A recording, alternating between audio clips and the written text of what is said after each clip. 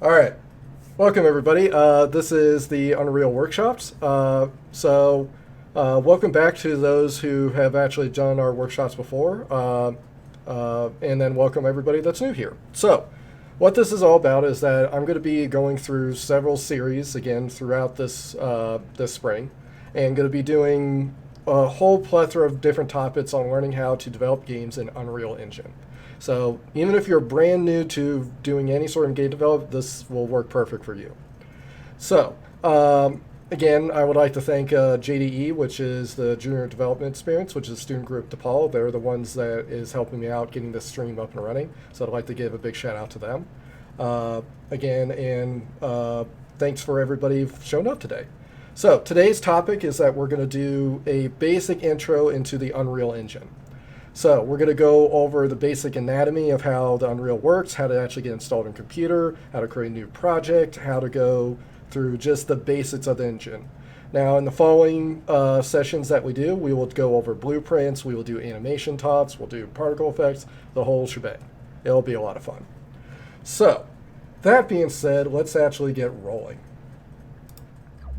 So I'm going to go over a couple things here. Now, for those, I've given out links for those earlier, but if you have not done so,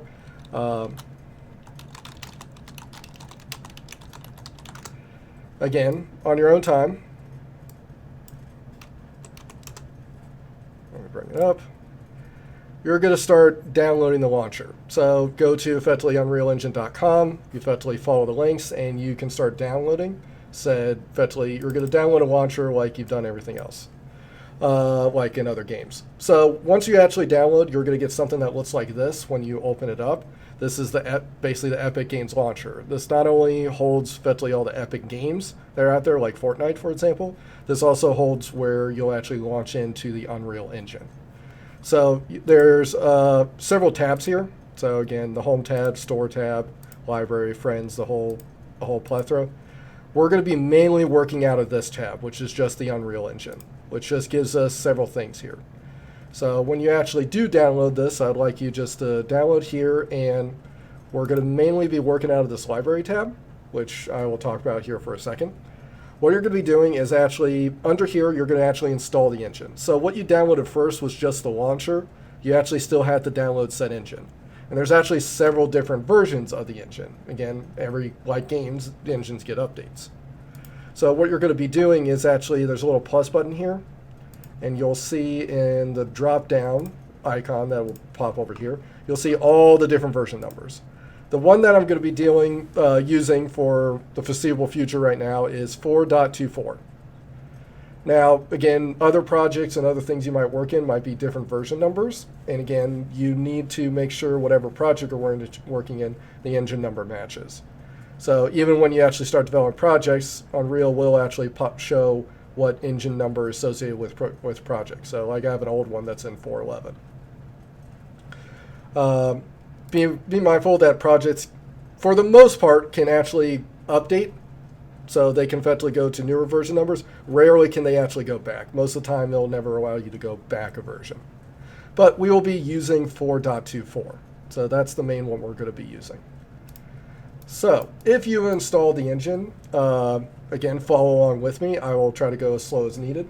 And again, I have some people here in chat helping me if effectively there's any questions. So if you have any questions, just post in the chat. The JDE crew that I have in my head right now will relay to me to slow down or repeat something. So if you do have it downloaded, I'd like you to follow along. So what we're going to be doing first is creating our first project. So I'd like you to actually hit this launch button on 4.24. If you have another version, this shouldn't actually matter either one. Some of the things might look a little different, but most of it should be the same. So I'd like to hit the launch button on 4.24. Now, there's some other tabs in here I'm going to come back to and talk about. But I want to get something up on the engine so we can play with some stuff.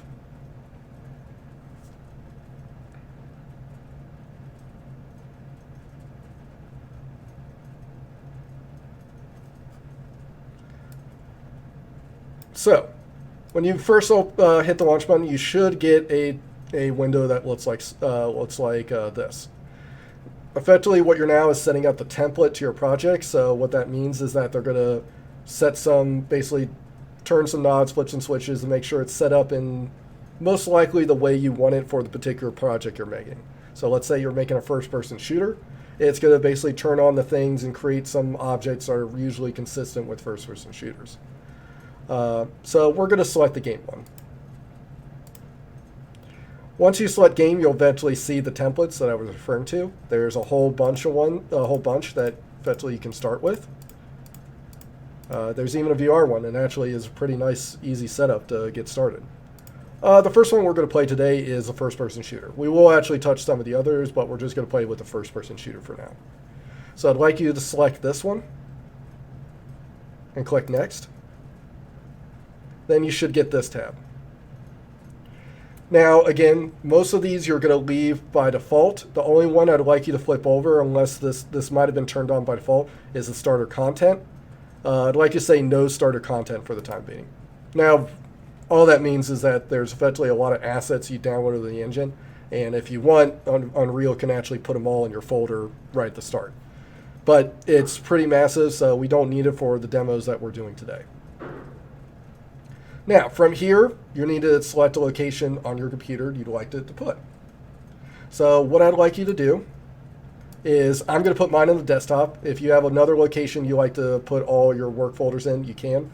I'm just going to place mine on the desktop, so make sure it paths to set desktop. So click desktop, select folder, and then you need to get the project a name. I'm going to name my project my first project. Give it whatever name that you see fit. Once you've done that, I'd just like you to hit create. And then it might take a bit, but it should now start creating your project.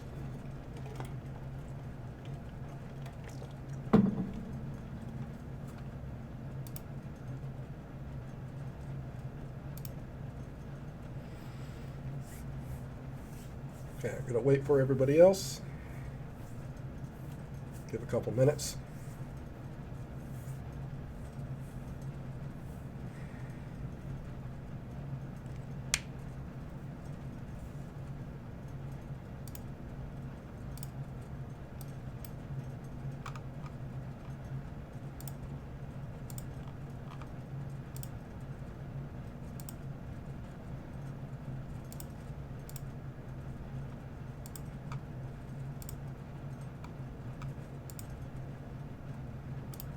All right.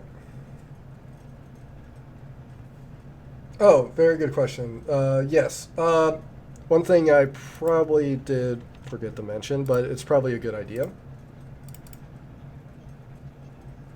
Sure, I will repeat the question that was said. When you actually download Unreal for the first time, it will most likely ask you to register and create an account, which I do recommend you do. There's a lot of issues that happen when you try to work when you're signed out. You still can work when you're signed out, just some things are disabled. So down here in the lower left-hand corner, you should be signed into the account you did to first download said project. So when you actually went to the Unreal website, registered, and then downloaded the launcher, that's the same email and password you use to sign in with your launcher. So I do recommend that. All right, perfect. So, good question. Now, you should get a window that looks like this. This is your very first project. This is the Unreal Engine. It comes with a plethora of tools. It is a little bit overwhelming when you first see it, but once you kind of get the hang of it, it's actually not that bad. So, we're going to talk about all the different pieces that you see here. So, the first one I'm going to start with is this window down here. Now, if you actually go to my main page on Twitch, and one of my, I'll show it right here. One of my panels, I have a link to the assets that I'm using in today's stream. Mainly, it's just a bunch of slides, so if you want to go back over some of the topics I talked about, again, I will go into more detail. You can download these slides and actually follow on with some of the topics I'm going over. Later on, I'll ask you guys to download some static meshes from the said link, and we'll actually show how to import it into the project. So, all right, let's start off with the first one. So the window down below, now again, we could go out over any of these windows, but I'm going to start with the main one down here. So the content browser. Now, what the content browser is that this holds all the hard data to your project. These hold assets. Now, I'm going to bring some pictures here. So get used to me drawing, since this is going to be a lot of them. All right. There's my little window taskbar. There we go.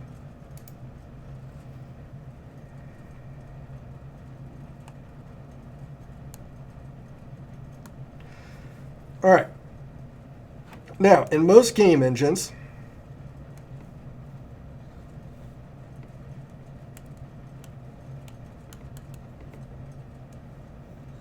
I'm going to use this terminology.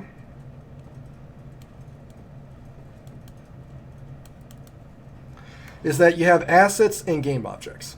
So, what does this mean? So, when you are working with a group, you're working on your game, you're most likely to be developing a lot of assets that will be used for your game. So, stuff like your models, your textures, your sound files,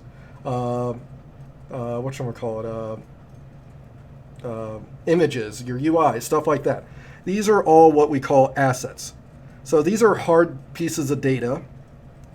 I'll call it hard data that lives on your actual machine.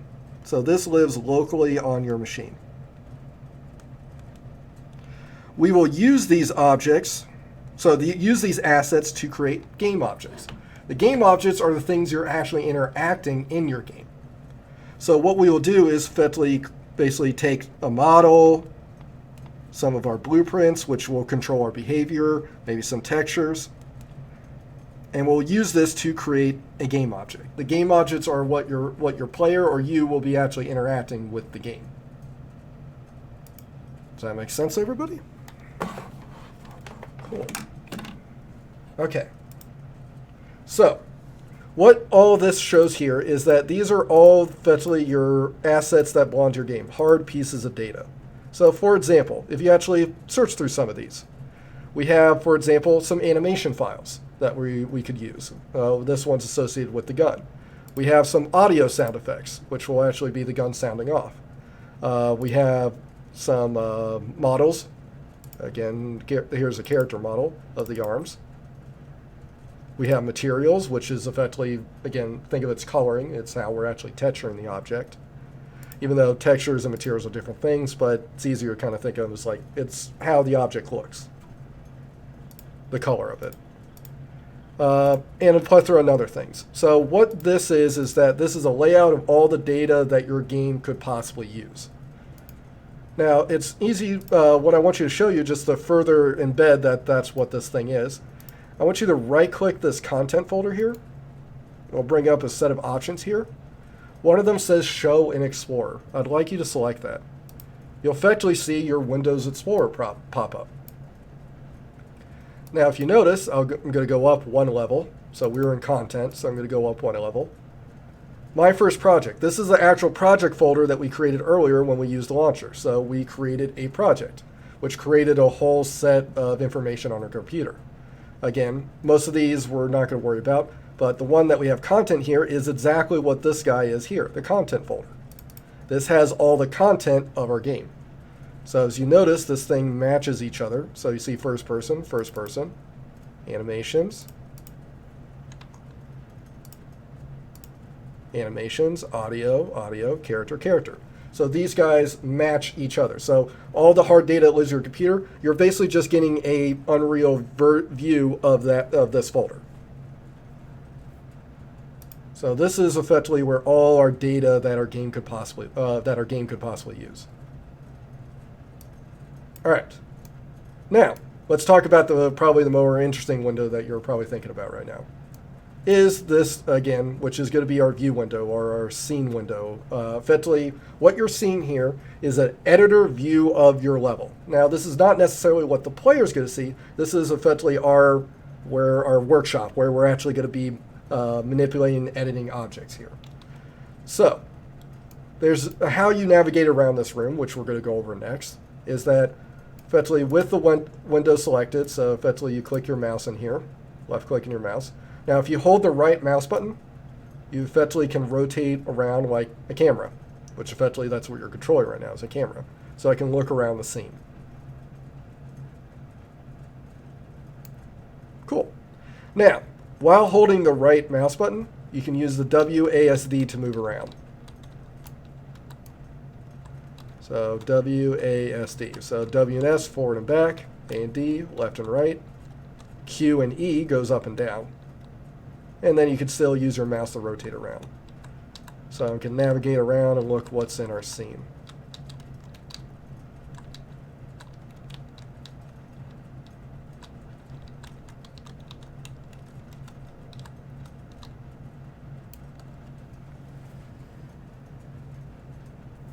That makes sense, everybody? So it looks like we're good. Perfect. All right. Now, let's play around with the scene a little bit more. Let's go mess with some game objects.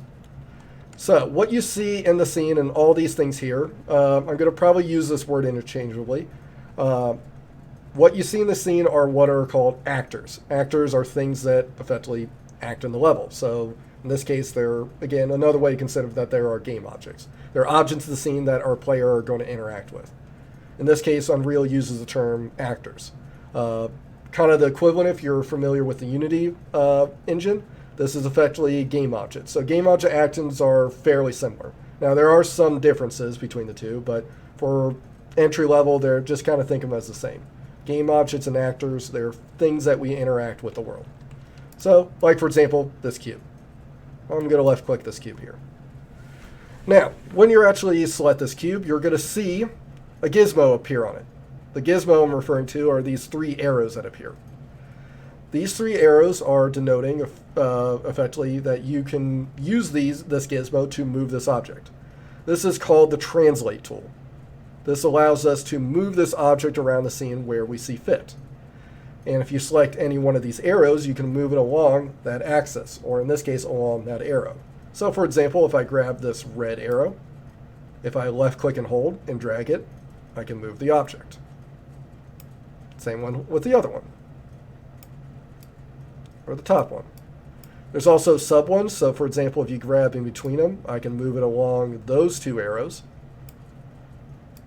or the bottom one, or these two. If I grab the center, it's just going to do our best to try to follow where our mouse is going. I usually just move along the arrows.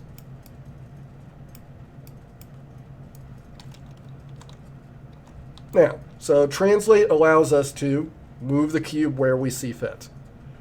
Now, the next one you can actually use, the next gizmo that you can use, which you can either press the E key or you can click this little circle right up top. So if you notice, again, right now it's on the translate tool, which looks like 4 little arrows coming out of the spots. And now there's one here with a circle.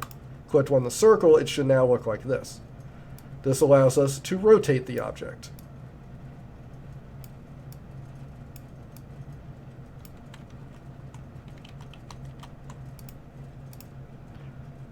Finally, last one is our scale. So this is, to T-Money, this is effectively our editor view.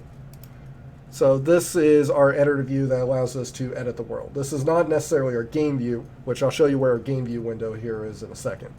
So this is not what the player is going to see. The player is going to see effectively through that camera, which we'll discuss in a second. So we also have the scale, which allows us to scale the object. So you can kind of think of this as changing the size of the object, even though technically that's not what scale means. But for our purposes is that we are changing the size of this object. So play around with a couple of them. And again, the hotkeys with flipping between them is W is translate, E is rotation, R is scale.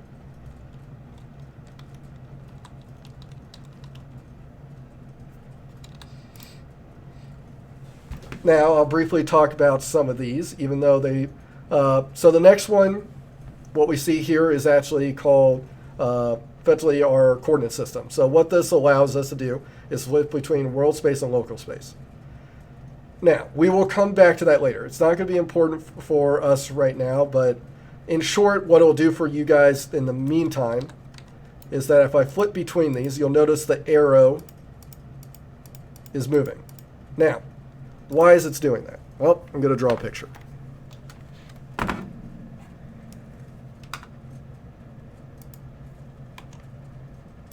So I'm always going to come back to my trusty whiteboard.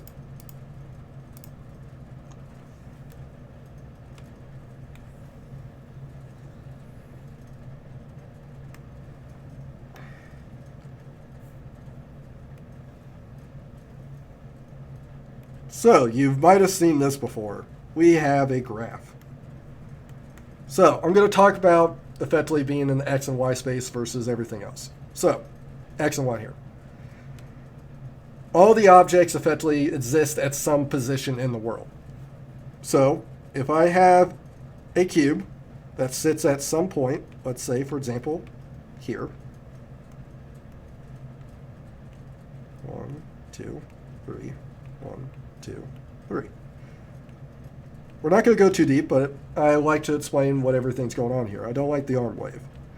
So what this shows is that, let's say this is our cube right now. Our cube has a position. All of the game objects have some position in the world.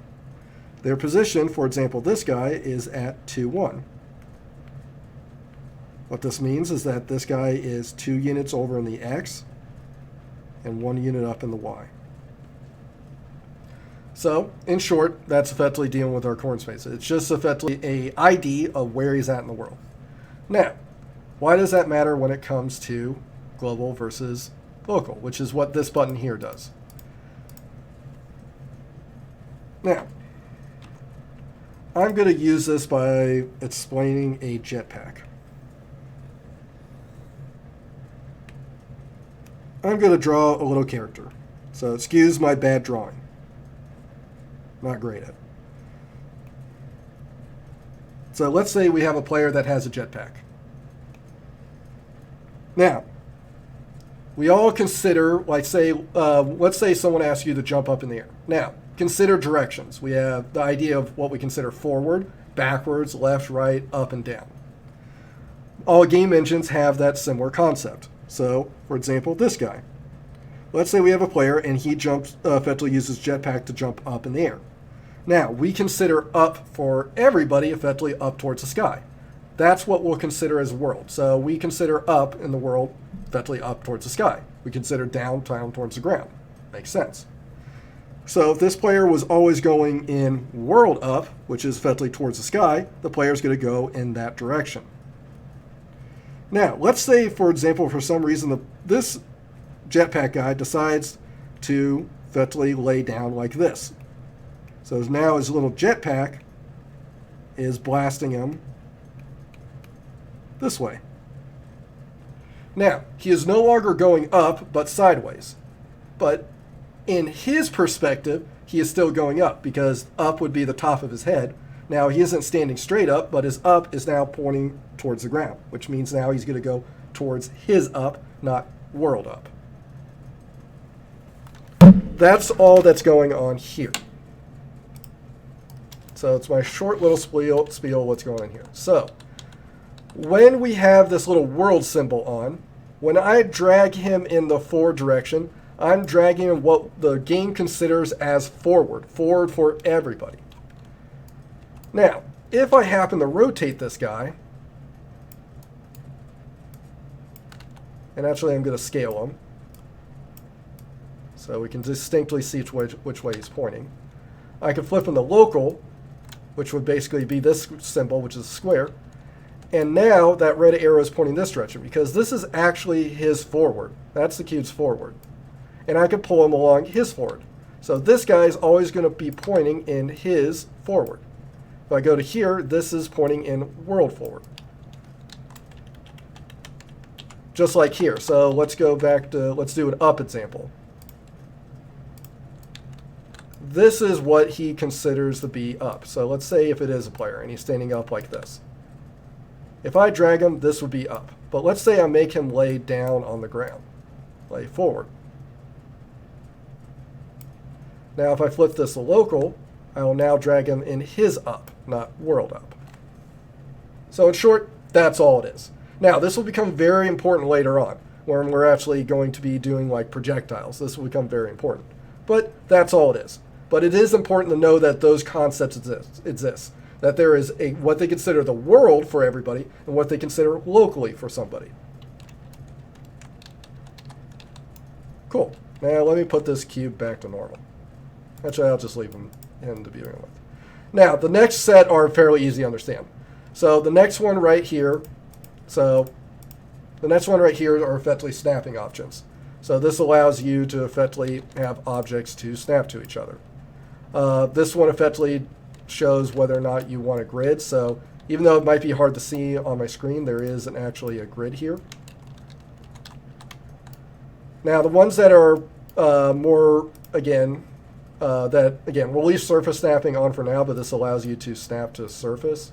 I forget which button it is. I think it's control or something. But we're going to leave it off for now. The ones that are important are these guys. These guys are important. So I want you to leave this on because you'll see here in a second. So you'll see this number 10 here. This says that this guy will be moving in terms of 10 units. Now we'll get to what the units mean in a second, but this guy moves at 10 units. So for example, make this actually a big number. Let's say like 100. So if you notice, this thing kind of jumps. What he's doing is snapping to perfect 100 increments. So let's say this right now is at 0. It's not 0. We'll see why that is in a second. But if I would move him in the right here, he would be moving right by 100 units each time. If it was 10, he moves by 10 units. Moves by 1, he moves by 1 unit. Now if you turn the snapping off, there's no longer snapping. It effectively moves freeform wherever you want. Now, why this is helpful is that when you're effectively level building, to be able to put things nice and neat lined up to each other, this helps out a ton. So that's what these numbers are here for. You can pick how much you want these to snap to. Then the next two is effectively what you're thinking. Is that this one controls on how big of a degree change that you do. So for example, this thing rotates by 10 degrees, if you notice. Rotate by 10 degrees. I could change this to rotate by every 90 degrees. Oh, actually, since it's square, we're not going to even notice it. So now this is rotating by every 45 degrees. If I put it to 1, I can now do it, or no, that's wrong one. Do this guy by, say, 5. Now he will rotate by 5 degrees. So these are all snapping values. The last one is the snapping value for scale. So this controls how big your increments of scaling are. So if I move this out, this moves by 0.25. I could do by 10, so it's only big snaps.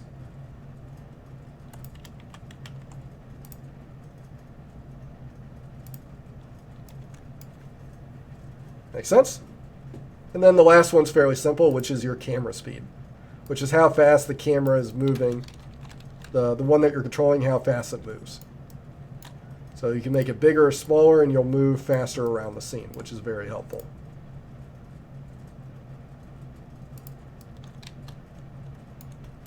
Cool. Now, let's go over these. Now, there's effectively a couple more options up here. Now, all of these are effectively all little tools that you can do to edit this window. I'm not going to be able to go over all of them, but I'm going to go over the ones that could be early on fairly important. Main one are these two, the ones in the center.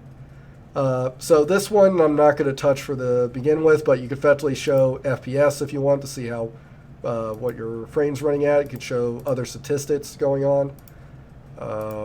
You can effectively turn off real time, which allows basically kind of pause the level. You can show your game view as well. So this turns off all the little icons and shows you what it most likely will look like in game. Field of view, a whole bunch of other settings that you can play around with. Layouts, so we will come back to here in a second, but effectively I can change what windows I want to use. We'll see how that pops up here in a second. But let's go over these two windows, which are more important. So the first one you have here is effectively what type of camera do you want for your scene editor. The one by default is called perspective, which is kind of our standard camera. Like if you were basically the camera right now, this is what you would normally see. Now some other ones right here, which you can probably guess. Let's say, for example, if I do top, I'm now going to view the world in a top-down perspective. And if you use the mouse wheel, you can zoom out. But if you actually look right now, we now have a kind of a top-down view of our level. Now, it will be in wireframe because anytime we go to orthographic, it will automatically flip the wireframe, but you can actually change this. So if I actually go to lit, I can see the world as if I was staring top-down from it. Now, why that's helpful is that this can be very helpful for placing objects. So if I want to place one object next to each other, I can line up fairly easily.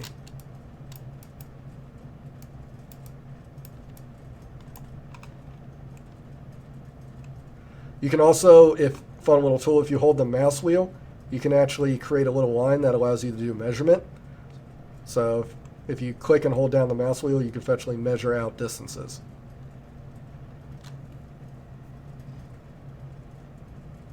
Yes. So I'm going to show you in this session too some level building tools. So we're going to introduce BSPs today, which are a lot of fun. But yeah, the placing and all this stuff is absolutely great. So there's actually a whole bunch of them. I'll try to send out as many resources as I can. But the level building tools in Unreal is very, very nice. But we can flip to a whole bunch of different view sets. So from the bottom, from the top, left, right. I'm going to go back to perspective for the time being, but that allows you to effectively view the world in different angles. Now, the next one is fairly important. Now, this shows you effectively different ways to view the world in terms of shading. In this case, lit is the standard one. This takes our lights, all our materials, everything, and shows a pretty good representation of what the world's going to look like. If you select unlit, this allows you to view the level with effectively no lighting. You're effectively seeing the default colors of everything. Wireframe, again, allows you to see effectively, again, all the world effectively in their basic mesh form. So you see all their tris and quads. Most of the stuff we don't need to use right now, but you effectively also flip to different lighting details, reflections if you need them. We're not going to be playing with this stuff. Player collision, so this shows you what objects are collidable in what ways. Whole bunch of different visualizers. Now we're going to stick for light for right now.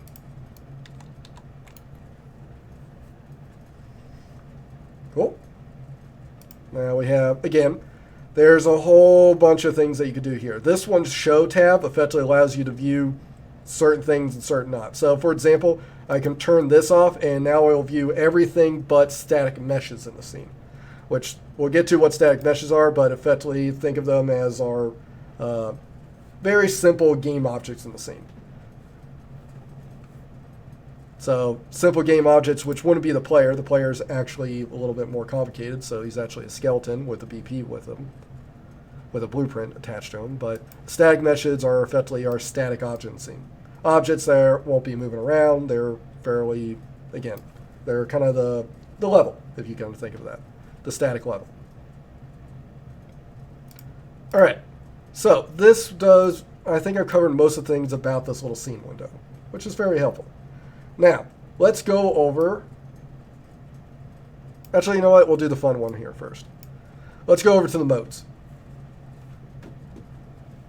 So the modes here allow us to effectively, this is kind of a quick little, quick access tool for anything we possibly want to drop in the scene.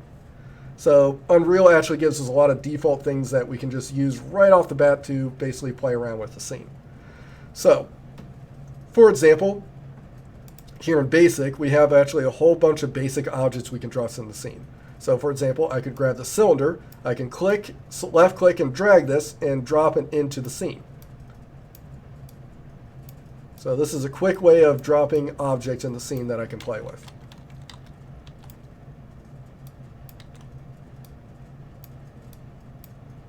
Change the size, make it taller.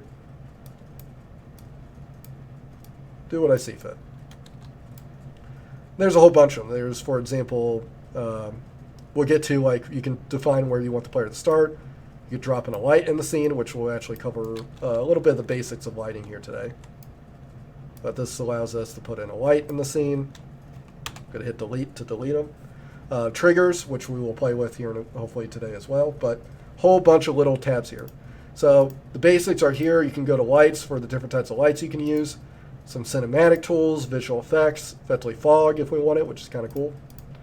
Different volumes. The one that for level designers in here that might find this interesting, the one that you'll probably be playing with most is this tab, which is called the geometry tab. These what contain our BSPs, which is effectively our building tools. So what I want you to do is drag one of them in here.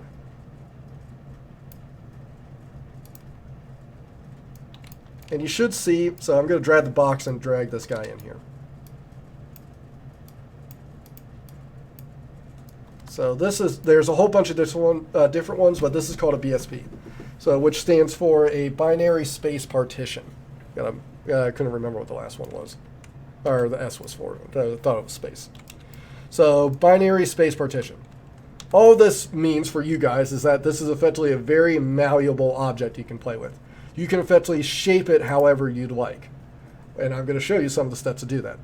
So this is for level builders in here. This is probably one of the main tools you're going to use, which is the BSPs. Now, BSPs are mainly for blockouts. So what I mean by blockouts is that this is usually used in the context of blocking out a level, effectively giving the skeleton of what the level is going to look like. Because most of the time, you'll use this to effectively block out what you want it to look like, but then replace it with the assets that your artists make and then swap them out. Because there is some limiting features with a BSP. But for testing things out and getting the level to look really laid out like you'd like early on, this is a great tool for it. So I'm going to show you a couple of steps here. So, as you see as normal, this effectively functions just like a normal object. So you can basically scale it, move it, rotate it, do everything as you see fit. Makes sense? So again, this guy's going to look colored different from the rest of them. Now, here's where you can get a little bit more clever. So while you have this guy selected, so make sure you have him selected, I want you to go over to this other tool here. Now, there's a whole bunch of different tools, which I won't be able to cover all of them here today, but in later talks I will. Mainly these three are mainly dealt with landscapes, so effectively building large pieces of environment really quickly. We're not going to touch those today, but I will do a later talk on landscapes. What I want you to go to the last one, which looks kind of like a house a little bit. This is the geometry editing, which allows us to edit the shape. So while you have this on, you should now be able to click the sides of this object. So I'm going to just make sure everybody can do that.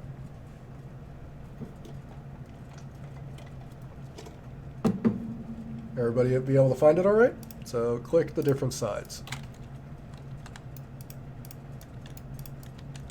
Cool. No questions in the stream. Let's make sure. All right. Perfect. So when you actually select one of these sides now, you can actually edit the shape by those sides.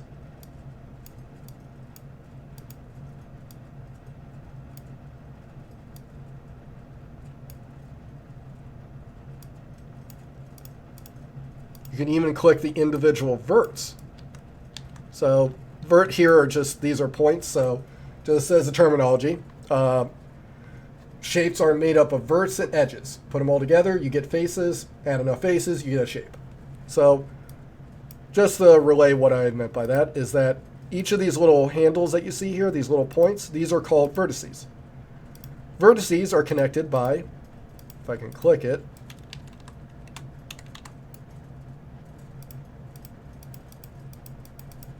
maybe I can't select edge. Oh, no, yeah, I thought I could select edge. Just really, really tough to select it. There we go. Vertices are connected by edges. When effectively all the edges and verts make a loop, you get a face. The face is effectively the surface that you're seeing. Then once you create enough faces and add them all together, we get a shape, like this cube, which has 8 faces, 4 on the side, Oh, sorry, 6, not 8. 4 on the side, 1 on top, and 1 below. So just to give a little terminology there. So again, with this edit tool on, I can edit any of the individual verts. If I can click it, which is tough, I can edit the edge. So I can go to world, pull them up by the different edges. Or I can even select a face. Hit Control Z and go back to normal. Actually, I'm just going to get rid of this guy and grab a new one. So I'm going to select this object and hit delete. I'm going to drag a new one in. You can keep the same one. I just want to start with a fresh one. Now, there's other things you could do. So besides editing the individual edges, which are absolutely great and helpful, you can also do some other cool things. So one of them, which is helpful, this is edit. Click the extrude one. So, no, sorry. It might say local, so if I had the world version of this on, it should automatically flip me the local.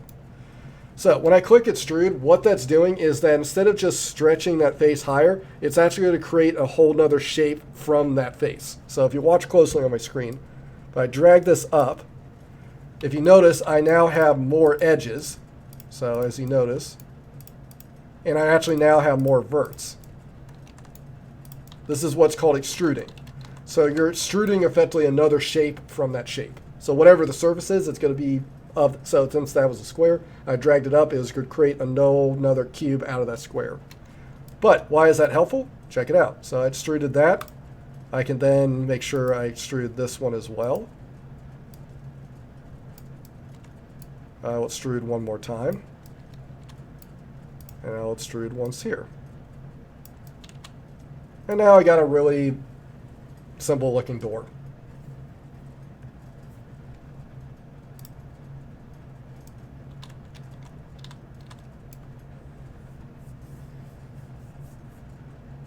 All right, pretty cool, right? Yeah, we can effectively create basic shapes, and you can get very, very clever with it. You can, I'll even send you pictures of just entire levels created with BSPs walking out, and they look great. You can get insanely finely detailed.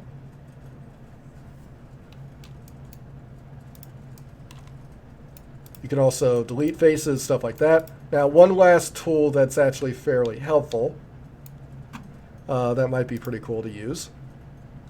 So let's bring in one more cube. So let's drag another cube in the scene. And I'm going to make him sizable.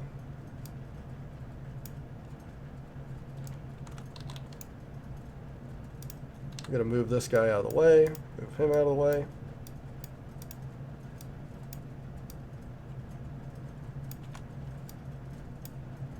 Okay, that seems about all right. Now, BSP tools can actually interact with each other. So if you drag in another cube, so let's drag this guy in. I am then going to take this guy and place it so they kind of intersect with each other. I'm going to place it so it effectively cuts through this object.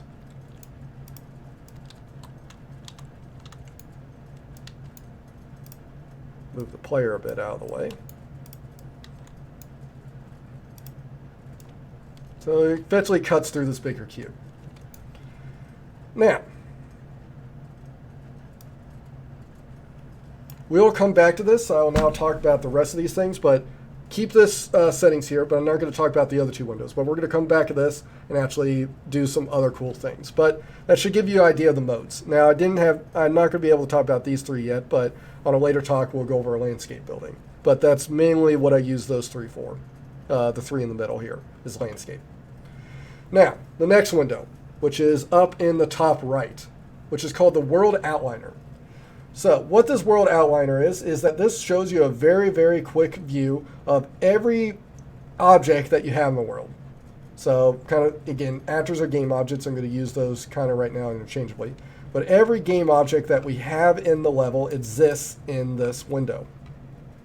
So for example, when I select the player, I see exactly where he is in my little outliner. select that cube. He is called Editor Cube 8. My BST tool, which was Box Brush, that's him right here. The 4. So any object I select in my little editor view, I will see exactly where he's at on my outliner. So this shows you, again, all the objects that you currently have in the scene. Now, some other features that you can do here is that we will come back to inheritance on this, but we're not going to touch that yet. But what we're going to do is that all the objects you see in the scene, one nice little feature here is that you see these little folders. That's I like to keep things organized. So I'm going to call this, like, for example, create a new folder, call it My Stuff. And I can drag each one of these objects into that folder. Now, it doesn't do anything to the game, but now effectively all the stuff I've been making exists in this folder. So it will be very quickly to find it. So there's nothing, it's not going to hurt you by creating many folders. Keep things organized. Your group will love you for it. Now, let's go to the next part. I'm going to select select an object in the scene. Now, if you were watching, if you were selecting other objects in the scene, you saw this change, but you also should notice that the window down here is also changing. So let's select one of the cubes in the scene. I'll select him. I'm going to bring him over. Now, the window down below the world outliner is called the details window. The details show you details about the object you currently have selected. In this case, we have cube number 9. This shows you, so I'm going to make this bigger for right now, all the objects that make this guy up. Now, I got to get my drawing board here. I first need to talk about what the first section is here, where you see this add component and blueprint add script.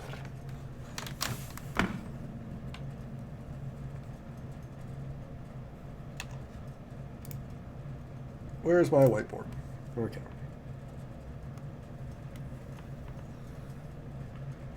So, I'm going to show you kind of a fundamental concept that happens both in Unity and Unreal.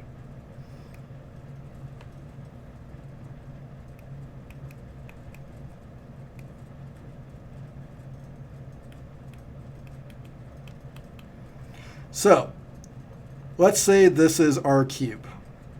I think it was called cube number 9. Cube number 9 is an actor, or in other terms, a game object, a thing that we're interacting with the scene. Now, both Unreal 4 and Unity Engine are both component-styled game engine. In this case, their game object and actors are all component-based. Now, what that means is that, yes, Cube 9, by default, is a actor. It is a game object. But that's not exactly what it... again, so every actor, sorry, I got a new sound effect, I've never seen that before. We have an actor and a game object. Cube 9 is a actor. Now, we have many actors in the scene. So we can have actor 1, actor 2. This could be another cube. This could be the player. This could be the floor. When someone asks you what they are all actors. They are all game objects. But what makes them different from each other?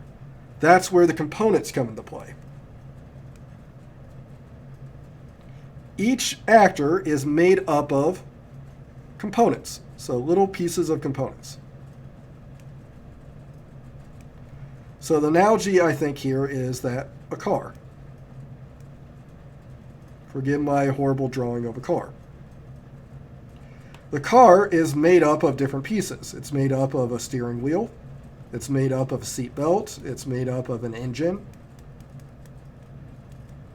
It has wheels. These are all parts, when you put them together, make you a car. For every game object you have, all the components is what makes up that actor, what makes up that game object. So, this is important because most of the time when we're actually going to add behavior to our game, we are just going to be messing with other components. So if I want to get a component, let's say I want to mess with effectively that player's health, I go find that actor, and then I go get the component that's controlling his health. So if you kind of understand that concept, life becomes much easier in these game engines. So we have actors and game objects and components that make them up. So that's what this window is all about. So when I have this cube selected, this cube, which is this little gray one right here, is the game object, which an actor. He has one component in him, which is a static mesh. A mesh is a model, effectively what this thing looks like, the shape of it. Static mesh just means that this thing is not dynamic. It's not going to like morph into a dog at one point. It's just going to be the shape of a cube. This guy has one component. But let's select, for example, the player.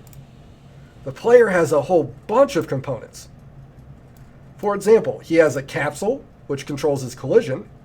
He has a mesh, which is what, again, the mesh is the arms and the guns that you're seeing here. Well, in this case, it's just the arms. The gun mesh is down here. Effectively, VR controls, if you want to use it. There's a little sphere at the end, which effectively that's where the object they're using where to spawn the bullet. The camera. So all these components are added into one actor, which makes up this player. So that's kind of the relationship between actors and components. So, for example, I can go to this cube. I can click the Add Component, which there are a whole bunch of them placed here. So we can have fun with a lot of them. So, for example, I could say add a component, a sphere. And now, this guy is now made up of a cube and a sphere.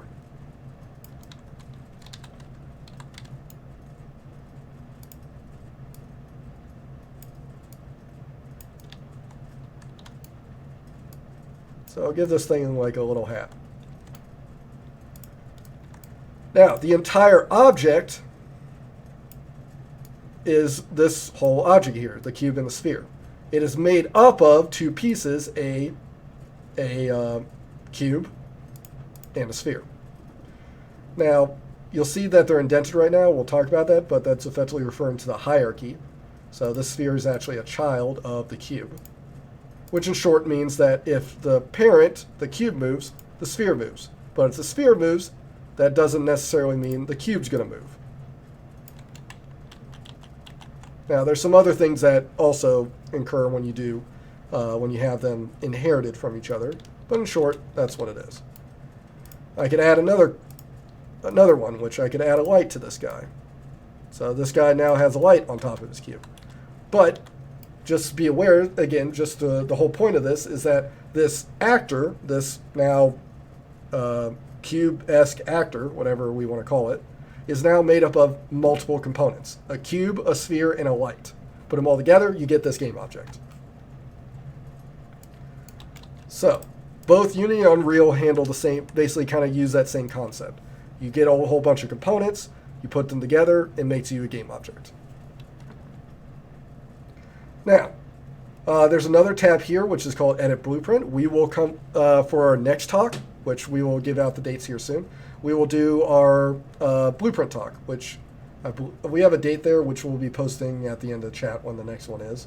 I don't remember off the top of my head, but we'll start breaking in the blueprints, which the blueprints control behavior. So what you're going to see today isn't much control outside of just dropping objects in the scene, moving around, and we're also going to add a little physics to a couple of these. But when we want to get to more deeper behavior, actually creating the functionality in our game, that's going to be called controlled through the blueprints. Which kind of give you a hint. Most of the thing that's controlling Unreal is through the blueprints, which is their visual scripting tool. So, where if you worked in Unreal, you're working C#, Unreal works in blueprints, which blueprints are effectively a visual version of their C++. So, let's go a little bit further. Now, we understand components. We will talk to blueprints in our next talk.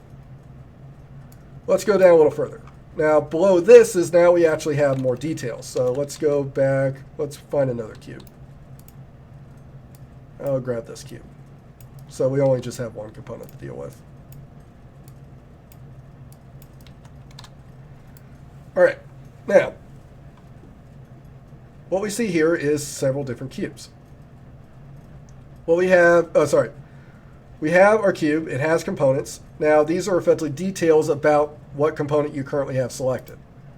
So each one of these, even though you don't see much of a difference, it's actually changed between them. These are the different settings for said component. For the said object. When I select the top one, I'm going to be editing the details about the game object.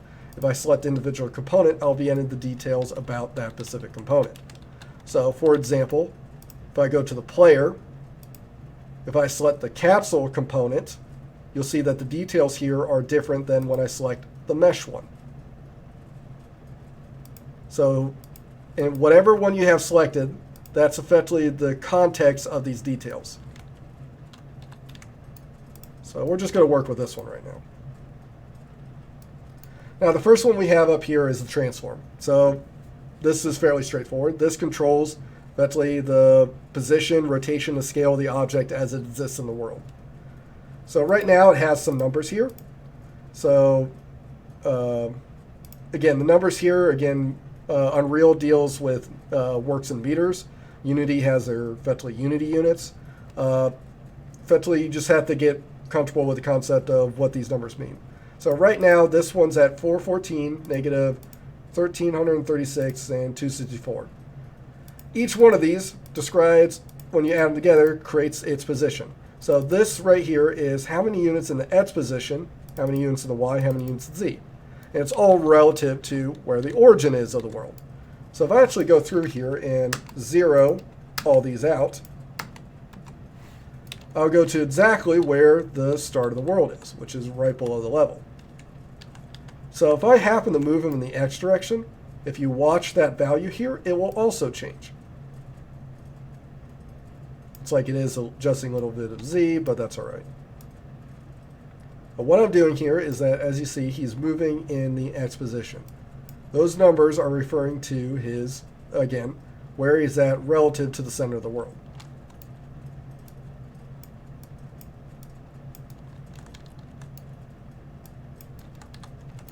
And his rotation, obviously, if I would rotate him, say rotate him on the Y, you'd see the Y value start changing. See the scale as well, it's 1.5115. If I adjust it, you'll see those numbers start changing. That's the transform. Now, I'm not going to go through all these today. Not all of them are important, but I'll go over some of the big ones. Here deals with mobility. So what you can tell Unreal. So the one thing about games you got to know about is that games are hard to build. They're hard to keep managed. So it's all about basically cost versus the behavior you're trying to achieve. So in this case, one of the things that every time we design an object, there are certain objects that will never move in the scene. There are certain objects that will move in the scene. Now, for example, let's say you have a building in the game. Now, most likely the building's not going to grow legs and start walking around. Again, maybe depending on our game, maybe it will. But that's not what we want. We effectively would want that to be a stationary object, or a static object would be more important. We'll get the difference between these and here. The static versus stationary is mainly dealing with lighting, which we will get to here in a bit. But we have static, we have movable. These are the two we're going to play with for the time being. Static is that you are telling Unreal and this game that this object's actually never going to move. If you click it movable, you will tell them that this thing could possibly move. Now, why is that beneficial? Well, if this is a truly static object, there's less things that it has to do or manage about this object. So, for example, let's say you have a building. If it's not going to walk around and move, then I probably never have to worry about the physics of a building or even the ground that we walk on, this floor. This floor, we don't necessarily need gravity on it. Now, we know that effectively gravity affects all of us in the real world, but in the game, that's something we can kind of get away with. So that this floor won't necessarily have gravity. So we don't need this thing to actually have gravity applied to it. So we can tell this floor is static, which will never move, which effectively makes the Unreal run faster because it doesn't have to handle as much on this object. So you need to pick what exactly is this object's purpose, which we'll see in a second what also it does. So for example, We can't have a static object and also have physics applied to it. They kind of contradict each other. Physics applies gravity, allows this thing to bounce, move. Well, if it's static, it can't do any of those things. So if you notice, all the little white cubes in the scene are movable. They actually can be moved. This guy is static. Now, when it says movable, I can actually move in the editor. When it says movable, it's movable while the game is playing. That's what it's referring to. Which we'll come back and see some more settings here. We also have what mesh it uses. So this refers to what model. So if we bring in other models, we can select what type of model we want it to display. Materials, which is effectively the coloring, the shading, the texturing of the object, how the object kind of looks to us on screen. This controls that. We have physics, whether or not, for example, an object has physical properties. So for example, I can have them simulate physics. So if you notice, let's say, for example, these cubes here, like this one has simulate physics on, so does this one. Well, actually, I turned it off when I said it's static. So when you set it to static, it's automatically to flip that off. So I can turn this on, which means when I actually play this game, which we'll get to in a second, you can see the play button up here. If I hit play, you would see this cube actually fall down, which is great. It actually would simulate physics. Collision settings. So physics and collisions are actually two separate things, but they pretty much always work together. Physics controls the physics of the object, gravity, forces. Collision just lets me know if this thing has hit somebody, which is very important.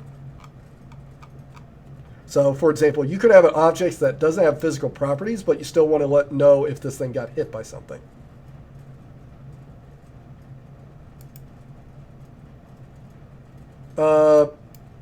You can have stationary. You can have physics events. So T-Money asks is that, yes, a stationary object can still receive hit events. So if it got hit by something, I know when that thing got hit. But I won't have physical properties like force and gravity.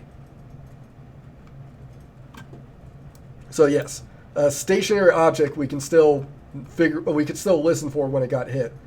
But the biggest thing is that we don't, as it makes sense, the biggest one is that physics and static kind of go against each other. Now the static and stationary here, which we will get to in a bit, static and stationary are effectively the same. The only thing that's big difference is how it handles lighting. That's where static and stationary become a big difference. Okay, let me grab a drink of water. All right, the last one, there's a couple other settings here, whether or not it effectively receives lighting, casts shadows. The rendering here allows you, for example, if it's visible. Now, invisible may not mean that it's actually seen in game, so you can have an actor hidden in game and not visible. So we'll come back to here in a bit, but it's not necessary for the time being. But there's a whole bunch of components. I mean, if you go to these other game objects, there are so many things you can go around and play with. So many different settings. And it just takes practice to kind of get familiar with them all. Okay, next. All right, so we've talked about this. The next thing let's talk about, and then we'll come back to this one that we left, is these top bars up here. So the first one you have up here is effectively your menu bar. So you have File, Edit, Window, Help. This allows you to flip to some of the other different windows or settings that you have in Unreal. So for example, if I want to create a new level, save the current one. If I want to open up a new project, the main one in Edit, you can basically have your undos, copy and paste. The big ones here are your editor preferences and project settings and plugins. We will be visiting these in future talks. The window effectively allows you to pull up different windows. I'll bring this up here in a second. You also have debug tools, which are very, very helpful. I use these all. So effectively you can listen to different things that are happening. Output log, which is helpful. Effectively print statements, always a lifesaver. Layouts that we'll get here in a second, but if you didn't know, you can actually drag these windows around however you see fit. So for example, I can drag this window into a different spot.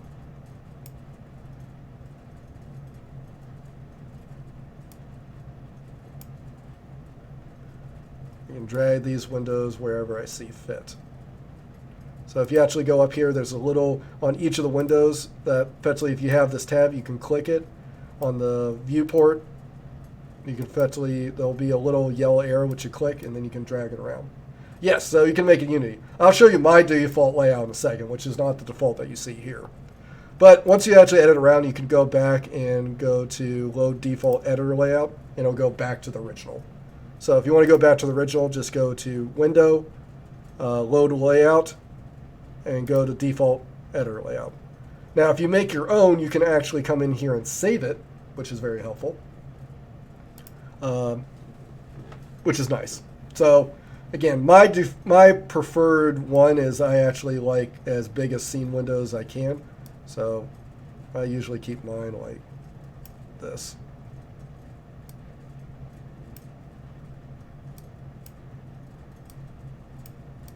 So this is usually my preferred layout. So if I wanted to save this as my own layout, I can go to Window, Save Layout as Will's Layout. And I can call it My Cool Layout. I can hit Save. Now, once I saved it, if you go back to here, you now see my layout in the default one. So I can go from default back to my layout. Now, I'm going to keep mine as the default right now for everybody, but I usually have a different layout. And again, the other part too is that if you have two monitors, you probably will even have a different setup if you have two monitors, which you can still save that layout as two monitors.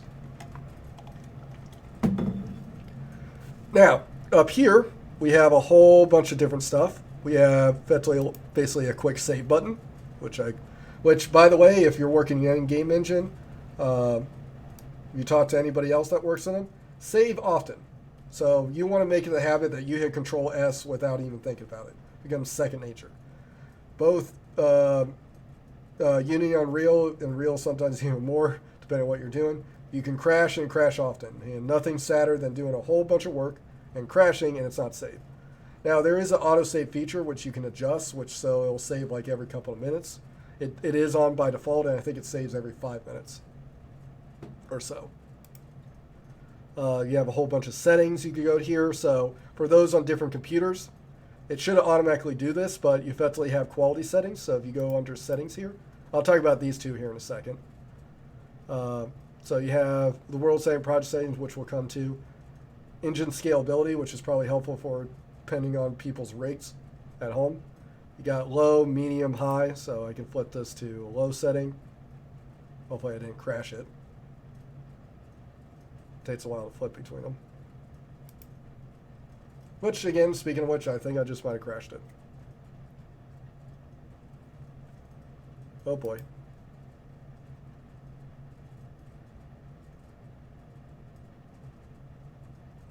Well, we'll give it a second and see if it comes back. I knew I was risking it, hitting that button.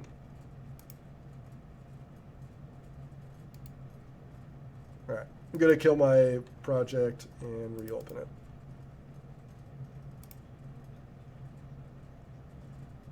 Oh yeah, thank God, yeah. Man, this guy is chugging, which, be aware, Unreal wants as much CPU as you can. Alright, so you can go into your task manager and kill the project.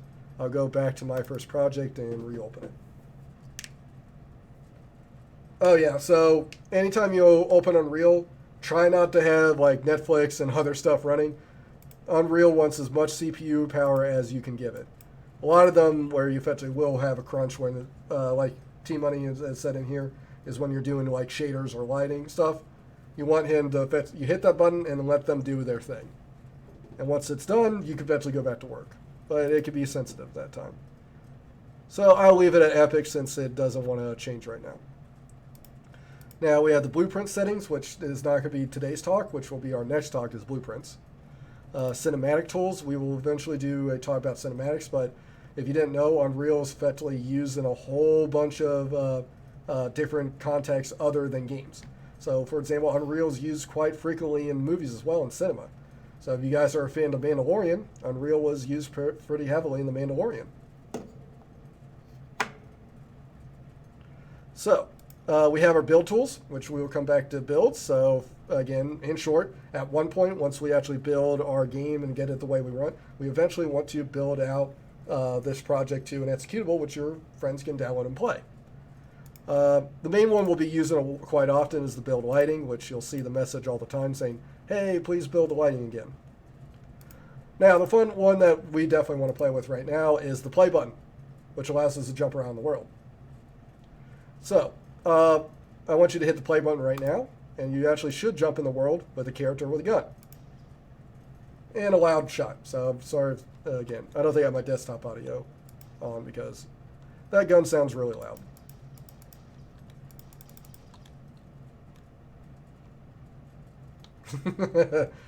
I see you there, Greg. All right. So, again, the play button allows us to actually jump into our scene and play as if we were the player playing that game, which is very, very helpful. There are effectively a whole bunch of different ones. So there's some default settings here with the play. You have effectively the different modes. You have play selected viewport, which will take this window and actually pop into it. You can actually do a new editor one, which will pop up into a brand new window and then play around.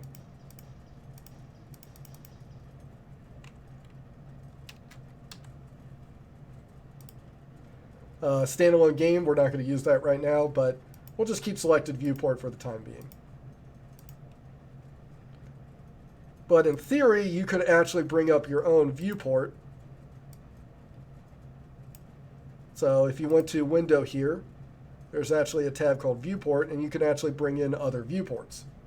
And you can actually say, I want to launch from this one. So you can effectively have two different editor working cameras.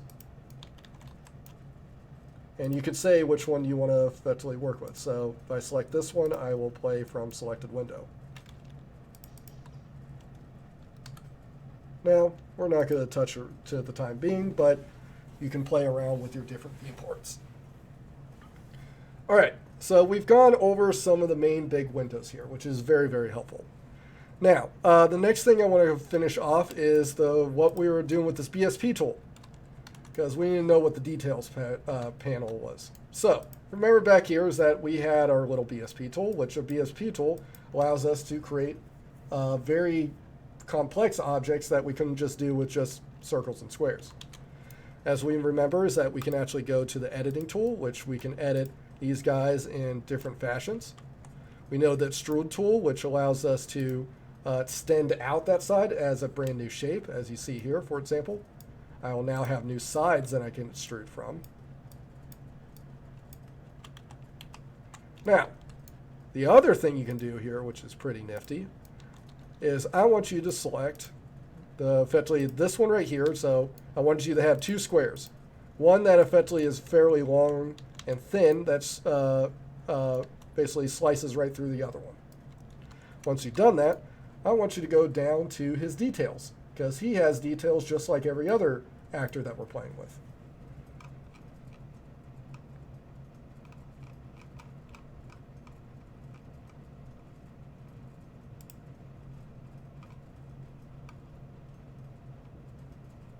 Here we go. So when I want you to go to the details, have this guy selected, and scroll down till you see the category called brush settings. So with the brush settings here, you can actually do a couple cool things. So by default, all these guys are additive, which means that when we actually put these together, they effectively add stuff to the space. You could have one of these be subtractive, which will subtract from other BSP tools. It won't do it to every object, just other BSPs. So when I do this, this will actually cut a hole through the other object, which the player can actually walk through.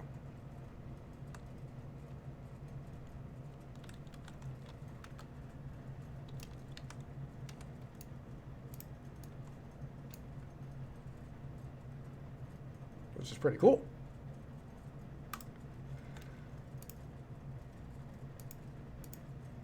Now, there's another setting here as you can have fun with. So besides showing this, there's also one called hollow.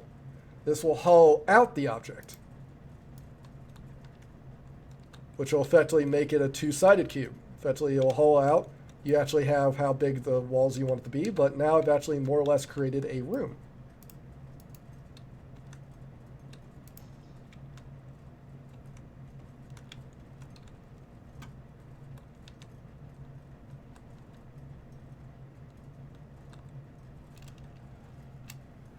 All right, very cool. So first homework I would like you guys to do is start building actually play spaces and actually send me pictures of spaces that you guys have built. So I'll create basically a spot where, again, if you haven't already, there's a Discord channel for our these Unreal Talks. So if you're new to all this stuff, I'd like to see basically people's play spaces and actually build them out. Pretty cool. All right, so now we got everything here. Effectively, we have some BSP tools, which allows you to effectively build a lot of spaces very, very quickly, which is really nice. All right, now we're going to talk about some other categories. So let's go a couple other different categories here. Perfect. All right, now the other thing I want you to go show you, so time being, since you're new to this channel, and I'd like you guys to do, I want you to go back to the Epic launcher. So I'm going to bring up the Epic launcher again. So there is so the link to our Discord channel is in my panel below.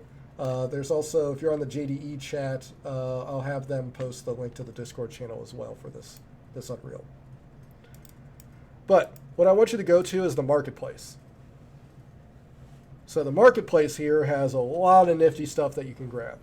Now, the main reason why I want you guys to make sure that you follow the marketplace often is that, yes, there are a lot of basically cool stuff here, and usually they come with a price tag. However, Unreal, every single month, releases a set of free assets to everybody, which you can grab. So I haven't grabbed this month's yet, but I'm going to do it right after the stream. But if you go to free this month, you can actually start grabbing all these assets for free. So effectively, this is a $60 asset right now that you can grab for completely free. So I highly recommend it. I've been collecting for a while. If you want to see how long I've been collecting, here is all the assets I currently have. A lot of them I've just been grabbing for free from the marketplace. Some of them I bought, a lot of them are free, which is very helpful. There's effectively also other free content that you just get here for free. Another great one, if there's any Paragon fans here, all the assets from the Paragon game are here for you to use. Very nice. Be warned, those the files for those guys are absolutely massive. So it does take a while to download, but they're insanely high detail, insanely high quality. But there's a lot of free stuff here that you can download and use here. But every month that rolls around, which I'll make sure I ping in the Discord, effectively just check to see what's free this month. So right now, there's definitely almost 100, almost $200 worth of free assets, which you can grab right now for free, and it's part of your collection permanently. So I definitely pick those up. Okay. So let me see what my next topic is. Talked about assets. Let's go over gameplay. All right, so this next section might seem a little confusing, but it actually controls a lot here, so I need to actually go over. So what I'd like you to do is go to your settings. Okay, so up in the top center, I'd like you to go to World Settings, and then bring this here. Now, I'm going to bring up some slides. Now, there's a lot of stuff that you can basically start playing around with right away, which is really, really nice. But there are some things a lot of things under the hood that's happening without you knowing it. A lot of stuff is being controlled effectively by our game mode, which I need to discuss. So the world settings here effectively controls basically settings about your current level and what things it can do. and even more some things about your game. The most important tab here is this one right here, is the game mode. So I'd like you, there's one that says select override, click this drop down, you're going to see a whole bunch of different settings here. Now all these things get thrown in by default, depending on what template that you selected. So remember at the beginning I said that's like we could pick one that does first person or third person or different templates, and it turns on different switches, it sets certain knobs. This is one of them. This is a big section that it's turning on by default. Now, this is also important on how Unreal actually kind of works. So I'm going to bring up some slides. So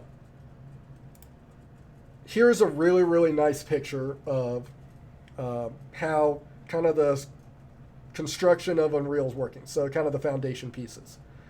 Now, there's some big concepts here.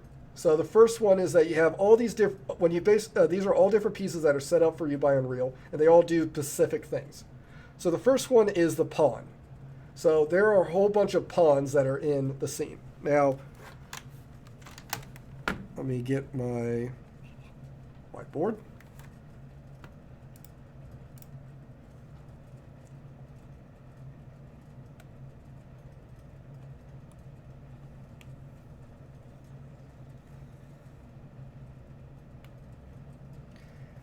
So all these guys that you're about to see are effectively, actually, let me bring up the picture first, then I'll come back to draw. I'm going to talk about a couple things first. So the pawn guy here. I'll get the game mode, but I'm going to talk about pawn first. So pawn are effectively types of actors or game objects in the scene. Now, just like you can have like a dog is a type of animal, effectively a pawn is a type of actor. In this case, it's a very specific actor. This actor are effectively actors that can be possessed. Now, I'm not basically doing anything supernatural here. What that means is that a player, or again AI or somebody like that, can actually go in and possess this pawn and take control of it. So, for example, this first-person character. This first-person character is a pawn that which a player, again, or someone playing your game, can control. Now, the question is like, well, wouldn't that always be this character? Not necessarily. A player could possess different other pawns. So, for example, here is that we have this little shooter, but let's say he gets in a car. Then my controls are then going to flip to driving mode. Now, our character, that again, the player who's playing your game, is no longer possessing the first-person character, but possessing the car and doing all the controls through said car. Hopefully that makes sense. So we can have a whole bunch of different types of pawns that exist in the scene. Now, we effectively set what the default pawn that we're going to use, which right now is that first-person character. But I can show you how it flips between them. There's also a default HUD class, which the HUD is effectively your UI in the scene, your user interface. So effectively where what my life is, my health bar on the screen, how much ammo I have left, how many lives I have left. I can basically set what the default UI is. The default player controller. So the player controller isn't actually the player we're using, it's actually the control scheme that we're using for the player.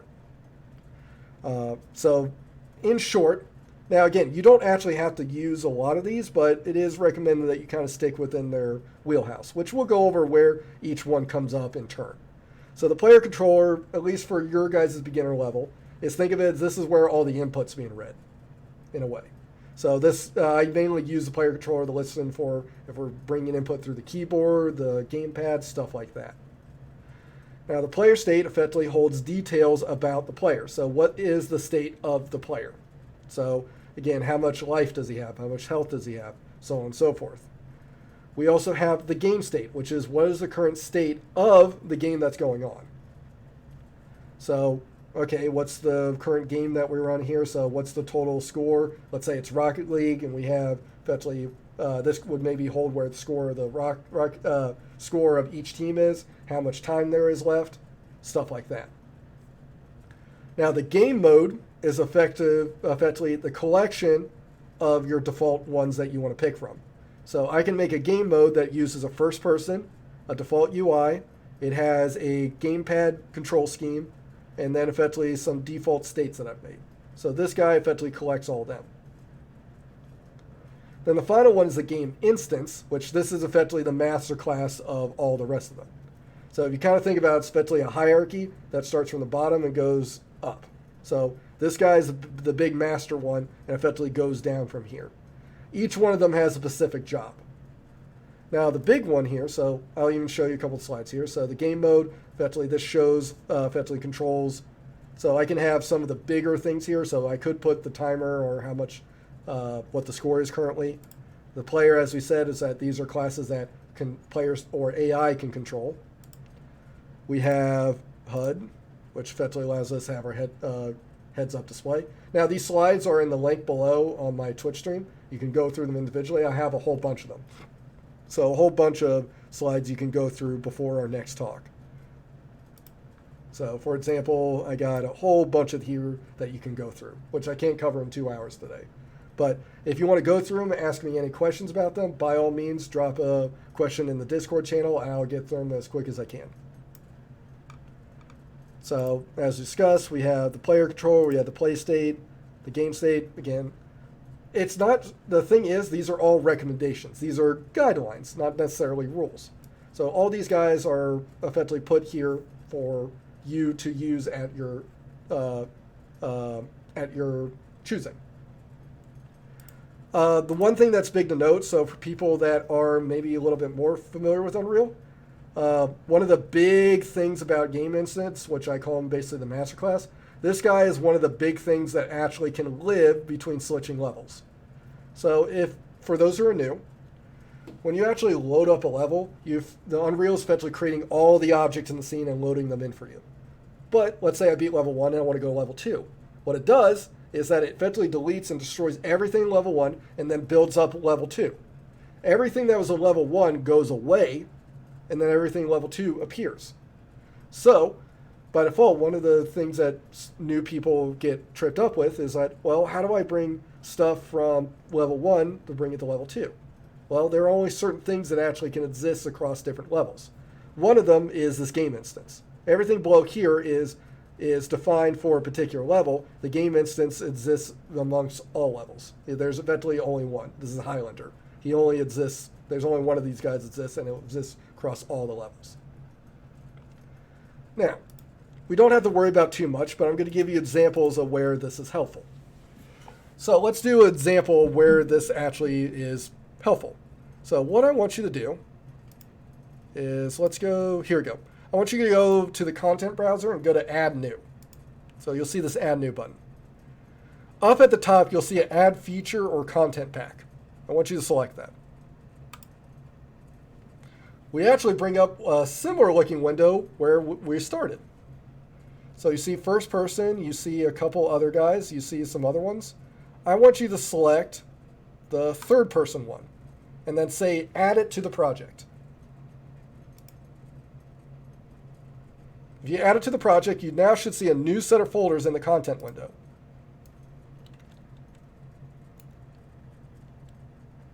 Hopefully everybody got it. So you have first person and you have the third person folders. Now, what I want you to do is go to the first person character in the scene and I want you to delete him. So you can select him and hit the delete key or right click him and go to edit and then delete. Oh no, we lost our player. Don't worry, he's coming back.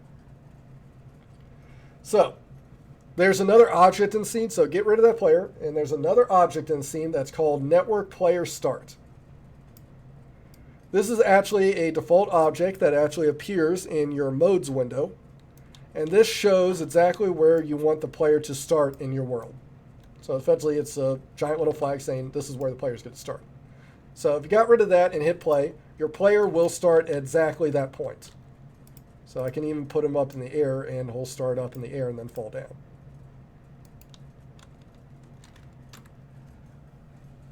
Make sense? Awesome. All right. Now, if you look at the game mode, which is back in the world settings, and if you go scroll down, it's usually at the top, and you'll see the game mode.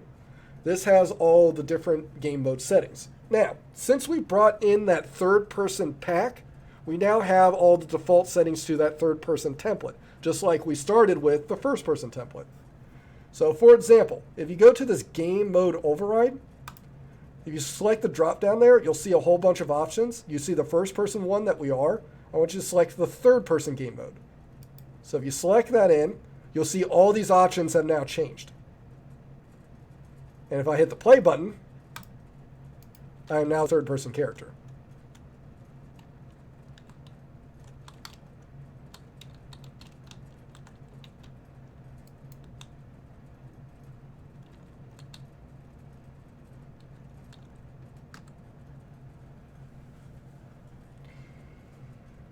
So, kind of think as this is that these are all your kind of presets for this level. So, the game mode effectively has them all, effectively holds all these options. But I could go say I'm in a first person game mode. I want to use the first person character, but I want to use the third person HUD. I want to use a different controller, so on and so forth. And I want to use these settings, and then I'll start up. That's kind of what's going on here. So, other people that are working the project can effectively design different one of these modes for you and effectively have them set up. So, for example, if you're doing a first-person character, but there are also cars in the scene. Well, I could start off playing with the character, but now I want to test to see how the car's doing. I could effectively drop down, select my car, boom, drop in, and then I'm good to go. Which actually, I believe there is a car starter kit. Yeah, there's a vehicle one here. You could drop in the vehicle and test that out. So let me see if this, I probably can add to this to the project. Do that here, then select the vehicle game mode. And now I'm a car.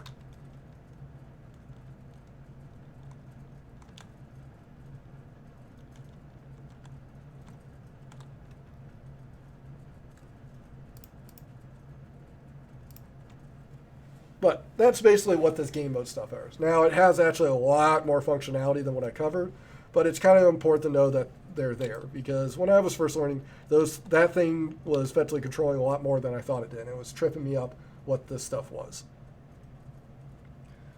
Okay, how are we looking on time? Okay, we got 30 minutes left. All right, let's cover some other stuff. All right. So, next stuff that we're going to discuss is static meshes.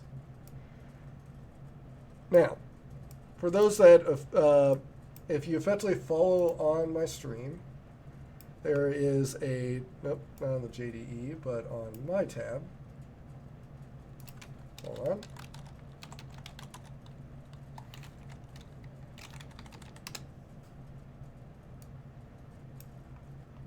In the link below, there's effectively a link to the slides that I'm using in this one.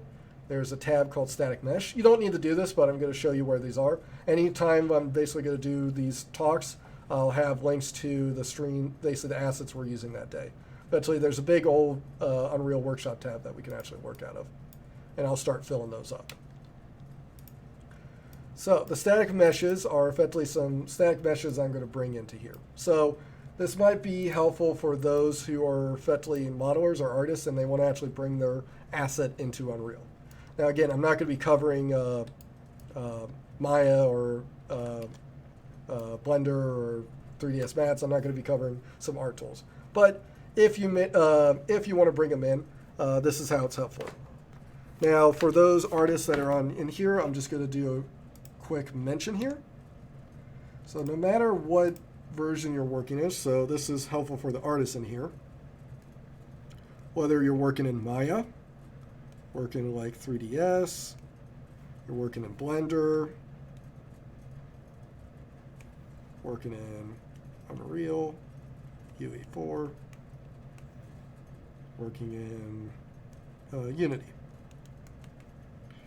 Now, when you effectively are done creating your model or your animation, it's going to ask you how you want to export it.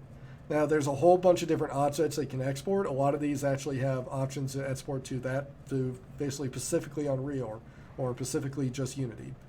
Now, if they don't work and break, the one export type I recommend it says to do is I always recommend to export as an FBX.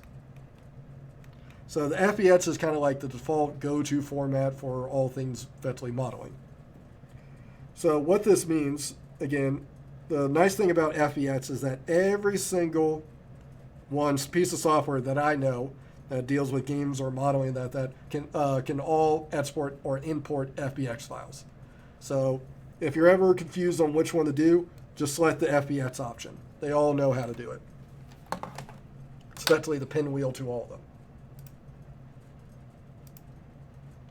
So in here, I've had some static meshes that were created by our studio class. So effectively, I have some dog items. We have a bowl, a bucket, a doghouse, a couple of these.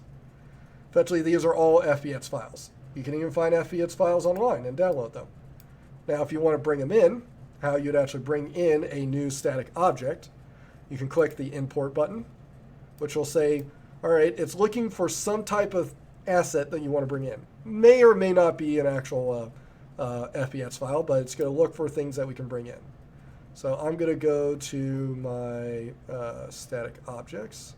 Where's static meshes? And I'm going to select the doghouse one. It'll bring up a window like this. Now, this will ask you some information about the object you're bringing in. Now, most of these you can leave alone. And most of the time you can actually kind of read about the data and see what type of object it is. The biggest one that you just want to be mindful of is whether or not this is a skeleton or a static mesh. Now, in gaming terms, is that you have static meshes, which are effectively static and effectively non-moving objects. They don't really do anything special besides just sitting there looking like the shape that they are. So effectively, like the buildings that we have, the squares that we've seen the scene before, they're all static meshes. Now, we also know that there are other types of objects that are a little bit more dynamic. So things that have animation are usually skeletons. So what that means is effectively that this object is actually made up of many little objects, which are called bones, which we can actually drive, move, and manipulate through animations. So if it's not one of those, so effectively anything that can be animated, it's most likely a static mesh, which we're going to bring in. So I'm going to say static mesh, and I'm going to click import. Now, if you click import, I am now brought in the model that one of my students have made, which is called the doghouse. Which if I double click that asset, it brings up the window of my doghouse. That's pretty cool. Now, once you bring it in, it's just like any other object. I could also drop them in the scene.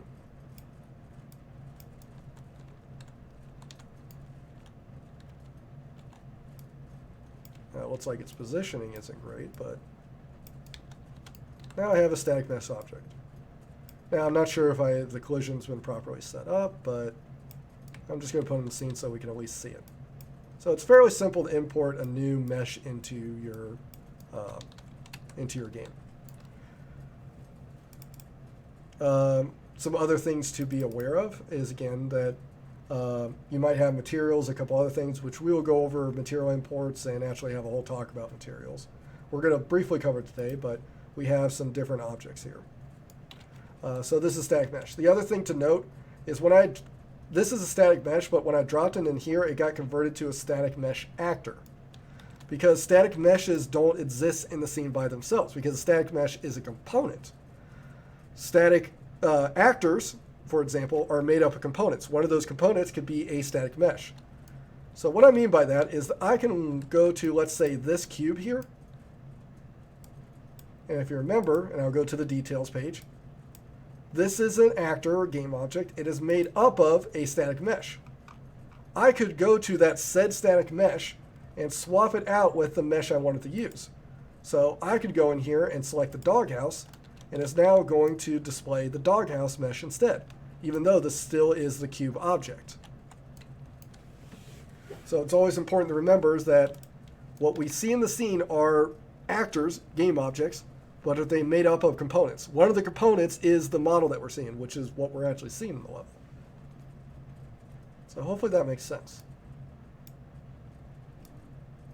All right, so that's a little bit about static meshes. All right, next one. Let's talk about, I think materials are up next. Let's see.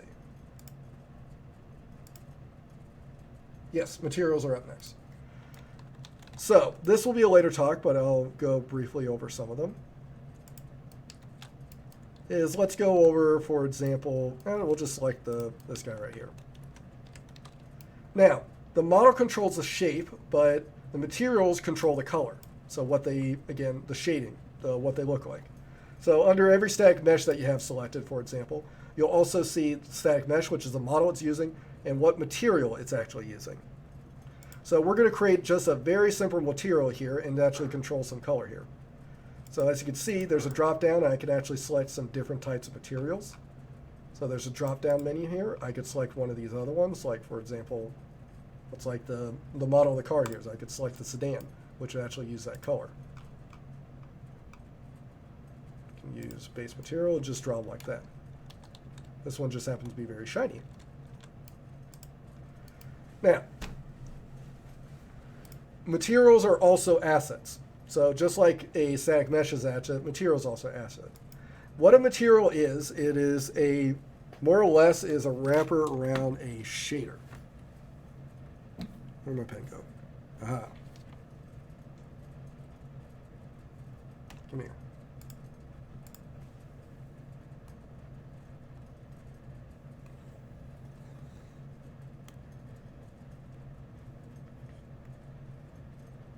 So how objects are colored in the world are controlled by shaders. Now, you will not be writing shader code unless you're effectively already, if you're writing shader code already, this video is probably already too basic. But shader effectively allows us to control how to shade an object. And again, it's mainly effectively C++ based. You're writing most likely an HLSL. You're writing a whole bunch of code to control how this is effectively looks. Now, thankfully for, again, I appreciate this, is that most game engines, both Unity and Unreal, now actually have a way that you can actually create how this thing looks without actually going into, effectively, Visual Studios and typing out yourself. These are usually controlled by, and it's the same terminology in both engines, by materials.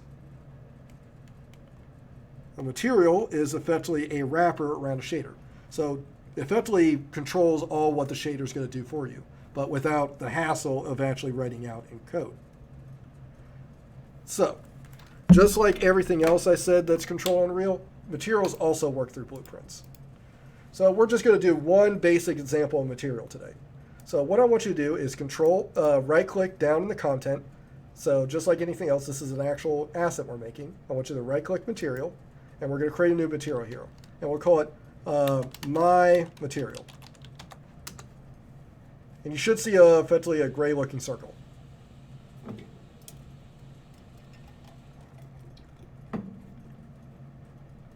Once you click that, I'd like you to then double-click this asset, and you'll then see this window open up.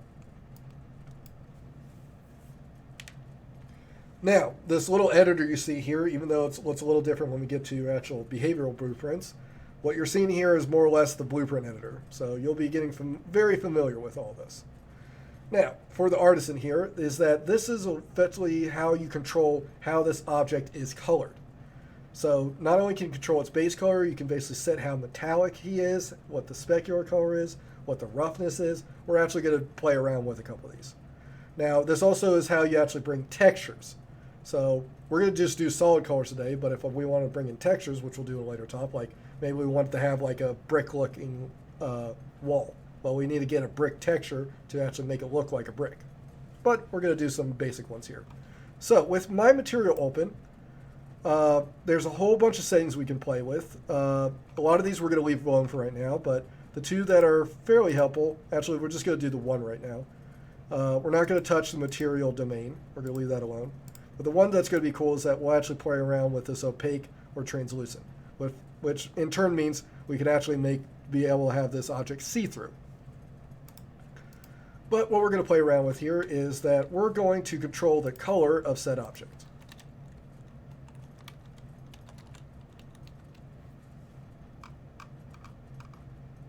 So I think it's this one I want. Yes, it is. All right. Just had to double check. Going from different engines, I keep forgetting the terminology. So what I want you to do is right-click in this open grid-looking area. You'll then see all the possible commands that you can do in this little material-looking tool. Now, it is a little overwhelming, it was for me, is that there is a whole bunch of stuff here they can use. And again, it's kind of hard to figure out what exactly it's doing. Now, what we're going to use first is I want you to type in the word vector parameter. So vector, V-E-C-T-O-R, and then do P-A, and you should see this one that says vector parameter here. This is the one I want you to select. And we're going to call this thing, it'll give an option to name this thing, and we're going to call it color. Now, the vector here, again, it's a common term in most game engines, is effectively a set of numbers. And this usually it's either a set of 3 or 4, well, 2, 3, or 4 numbers. Vector 2 is effectively like the 2D world. You have an X and a Y. Vector 3, the X, Y, Z. Here we actually have 4 because we also have an alpha channel, which we don't have to worry about right now. But the easier one to remember is that we're using this vector here because we want to control its red, green, and blue coloring, which effectively controls what the color of this object is going to be. So in this little black box here, I want you to double click and open it. You should get a color picker. So I want you to choose what this thing's going to look like. So I'm going to make a green. So I want a green looking color. So pick a color you like, and then once you're done, hit OK. And you now should have a color parameter.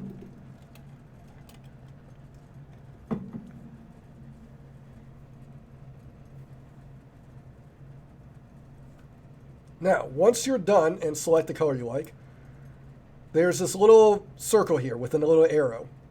These are called pins. And once we get the blueprints, you'll see this used often. You effectively connect one pin to another pin. What we're going to do is connect this pin to the base color. So what this means, and you should see this thing now change, is now we're feeding information into the outgoing color. So we're feeding this color into its base color.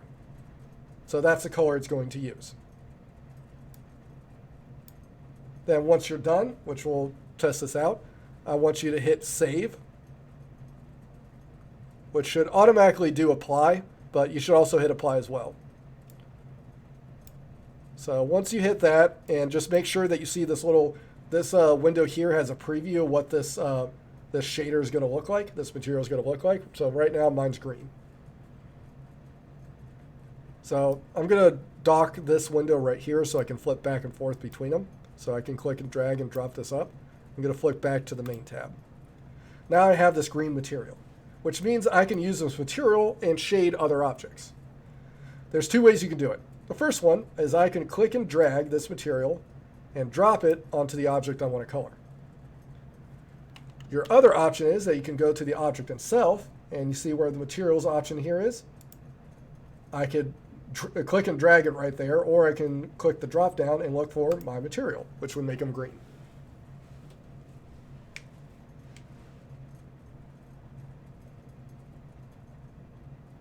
So I want you to have at least enough that you can maybe color some objects during for your homework. So I'm going to go back to here. We'll add a couple more parameters for fun. Let's control these three, the metallic, specular, and roughness. Even emissive we could play around with. So the next ones I want you to do is I want you to right-click in this open area back in the material and select scalar. And we'll call this metallic. So this will control our metallic. Now, vector is basically a container of multiple numbers, and scalar is just a single number. So that's what the term scalar here. It's just a single number. And this single number is going to feed into that guy.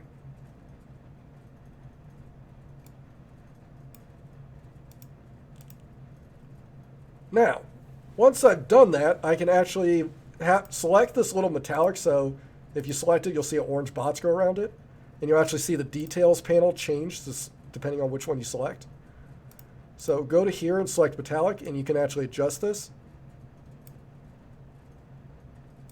Make it like 1, for example. If you notice, this thing is now more metallic-y looking. Or give it a 0, it's now more flat. So you can adjust this number however you see fit. Which I think is just, I think you can only do between 0 and 1. I can also, let's make another scalar parameter and do it for the others. I'll create one for specular, which is kind of going to give our shine. Effectively the big shiny spot that the light's reflecting off of. We're going to give roughness. So we'll create another scalar parameter for roughness, and I'll call this roughness. You can name these whatever you want. I'm just going to name them for which ones they're changing. And then I'm going to click and drag these guys in. So if you notice right now, our roughness is at 0, which makes this thing super reflective. Put this back to 1. Now it's completely flat. Could make this some 1 and makes it, again, actually this completely flat. It's not going. So I can put this back at 0. And then the scalar here.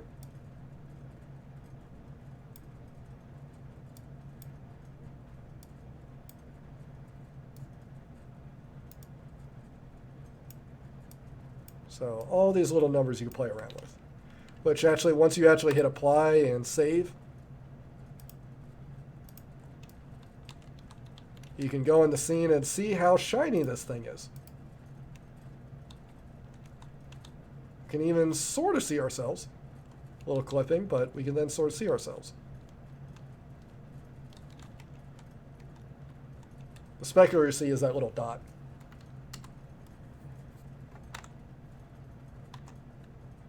So all these things are fun to play around with, but that's a kind of a short little spiel on materials.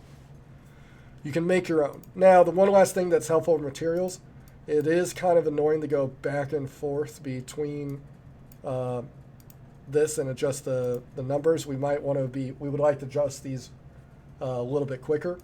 You can create what are called material instances, which is effectively kind of think of as a lightweight version of the material you want to use. So for example,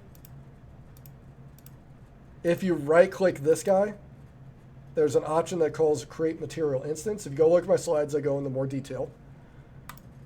And this will create a material instance. What this does is effectively makes us create a shortcut for this material.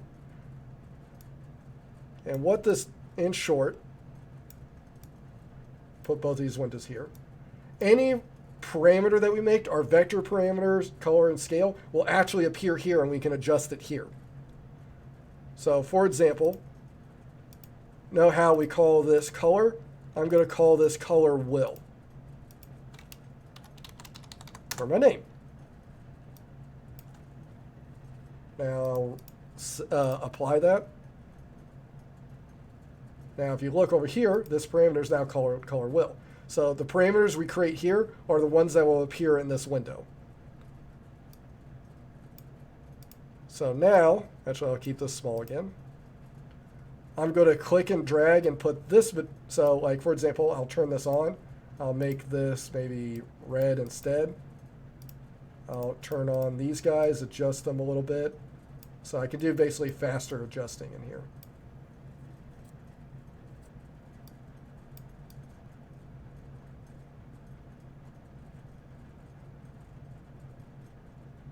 Going to make it a little blurry. Bring down the specular.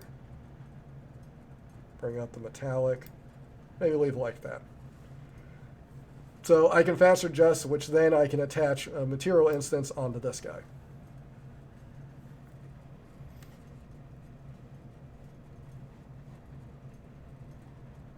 So, quick short thing about materials. Now, at a later talk, we'll do one on how to bring textures in, but if you go to my slides, it's fairly straightforward. There's just another node here called texture parameter, I think, or is it texture sample?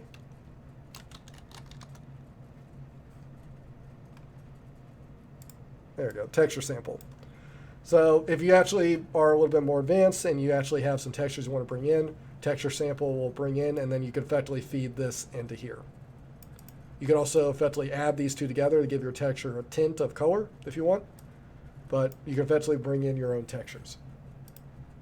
So texture, which we will come in a later talk, but effectively if we look at our player, notice how we have effectively some shading on here. It looks like we have some lines and stuff like that. Those are all effectively the texture of this player.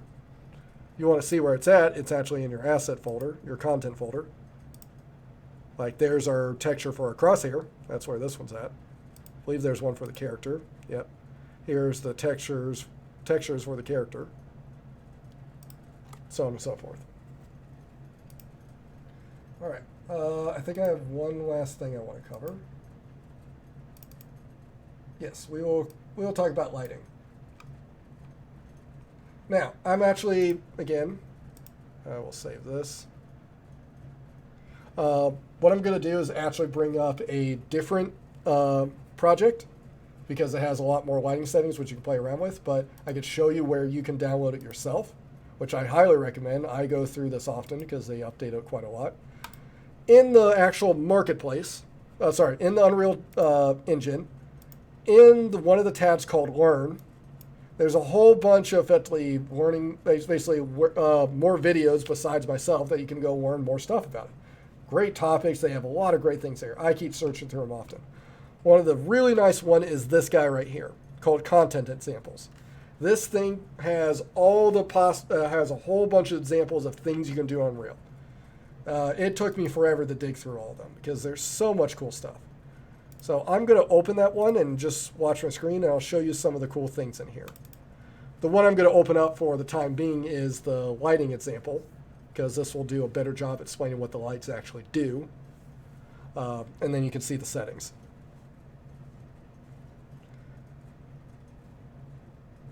But in short, while that's loading up, I'm going to bring up just a topic of different things. There are three main there's some basic types of lights that I want to talk about, which in the lighting tab of your modes you can pick from. There's a couple of big ones. So the first two are kind of the biggest ones you play with. You first have a directional light. Now the directional light is effectively a light that is so far away from you, and usually pretty darn bright, that it doesn't actually matter where I'm standing. I effectively get the same shadow. So for example, let's say the sun's up and the sun's holding still. If I stand outside and basically stand up, look at the sun, the shadow would appear from behind me.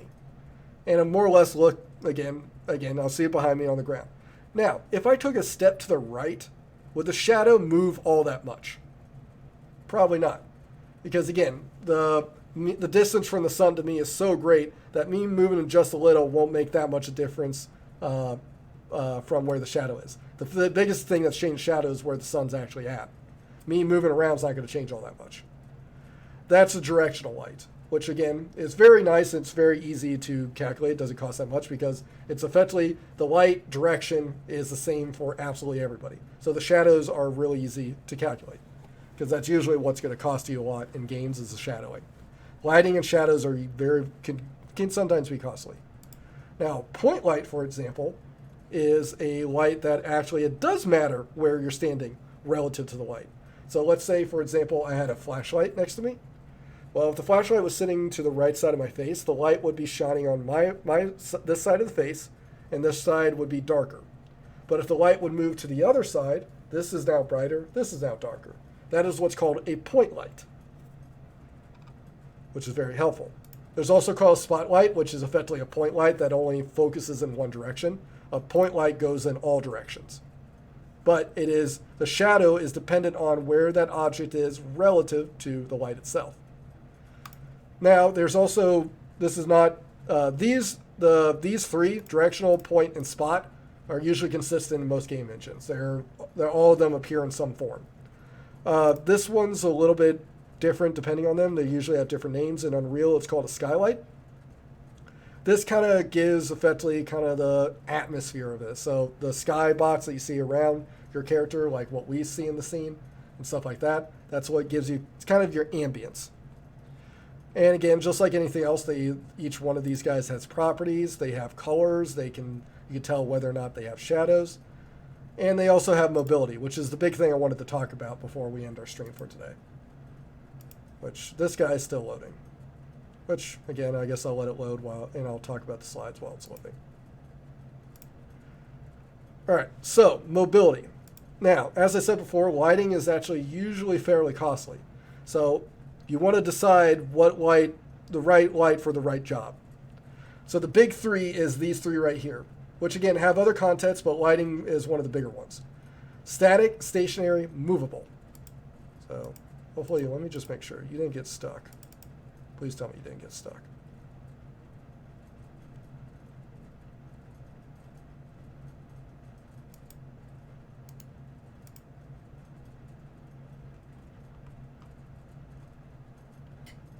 Okay, I'm going to let it go a little bit longer, then I might reset it.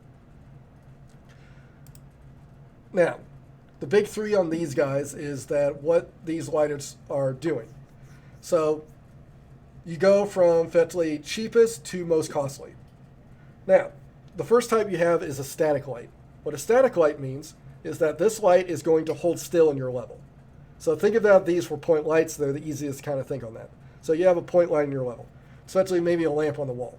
If you can tell on Unreal that this light's never going to move, it can effectively then bake all the lighting. And in short, just think of it this way, is that it can basically do a lot of calculations before the game actually boots up, so it can effectively handle a lot of it for you. So it's very cheap because they know this light's never going to move, so the lighting's always going to come from the same point, which is very, very helpful. Now, that's the cheapest and the most efficient one, but it might not be the right tool for the right job. I'm then going to go to the most expensive one, which is movable. This is a light that could be in the scene that might move around. So you're effectively telling Unreal that this guy actually might move around in the scene. So I need to be able to handle objects. Oh, all right. This guy might be frozen. I'm going to reset you. Let's try that again. Of course, when I opened it earlier, it was fine, but not this time. Try it one more time. Okay, movable. Movable lights are effectively lights that can move around the scene, which means that the direction they're coming from and the shadows they created are going to be dynamic, because they could move around while I move around, which means we would need to be able to handle it. They are by far the most expensive ones, but can give you good lights. But again, you want to use these things at the appropriate time. So if you know this light's never going to move, then make it static. Now, then you have effectively one that sits in between them, which is called stationary. A stationary light, which is really nice, it effectively has a lot of the properties of static light, which you're saying it's not moving, which effectively that's all what this is dealing with. It's not moving, but the color and the brightness can actually change, which a static light can't. So the static light, once I determine what the color of the light is, what the brightness of it is, it's going to be that way forevermore. But for a stationary light, the intensity of it and the color can change, but it's still not movable. So effectively, it costs a little bit more, but not as much as a movable one. So use the right tool for the right job. All right. Oh boy. All right, hold on. Maybe I have a backup idea here. This eye's not going to open.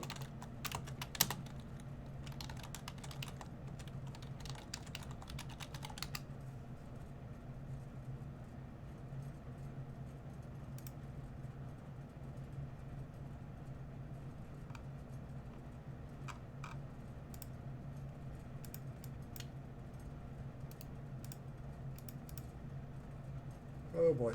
Well, I might just have to make a follow-up video.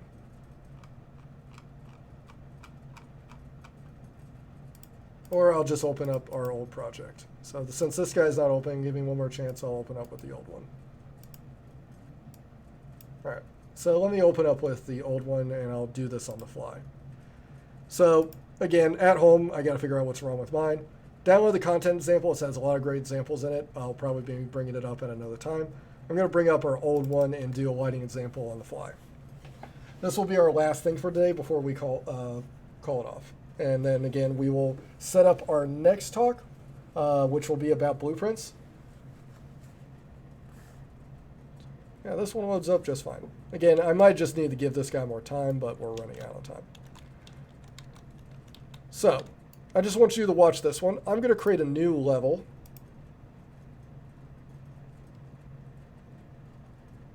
I'm going to create a new level and create a new block. So this will be our last demo of the day.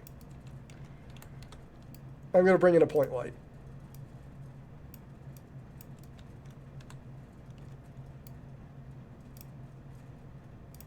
Make this guy movable. And make this light brighter. So, as you can see,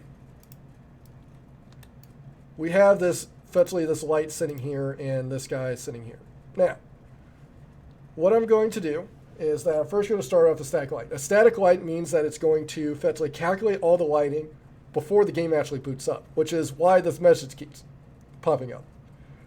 Eventually, when I bring in a static light, I want to build the lighting. This is not a dynamic light, this is a static light. So I'm going to build the lighting.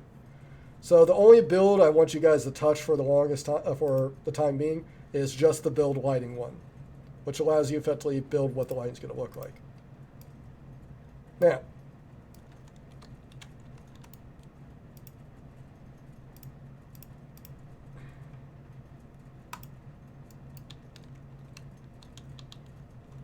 oh wait, I don't think I would cast the shadow.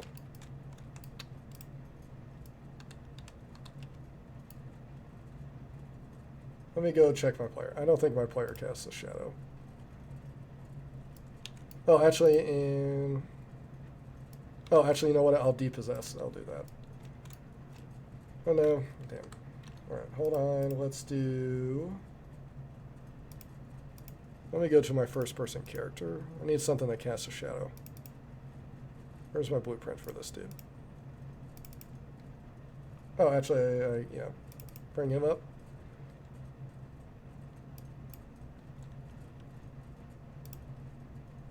So I'm just going to add a cube to him, or a sphere.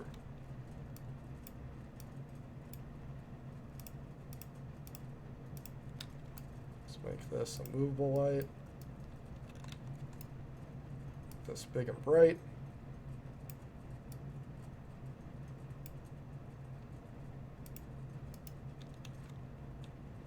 Okay, I do get a shadow. So that's what I'm looking for. So you see a shadow here. Perfect.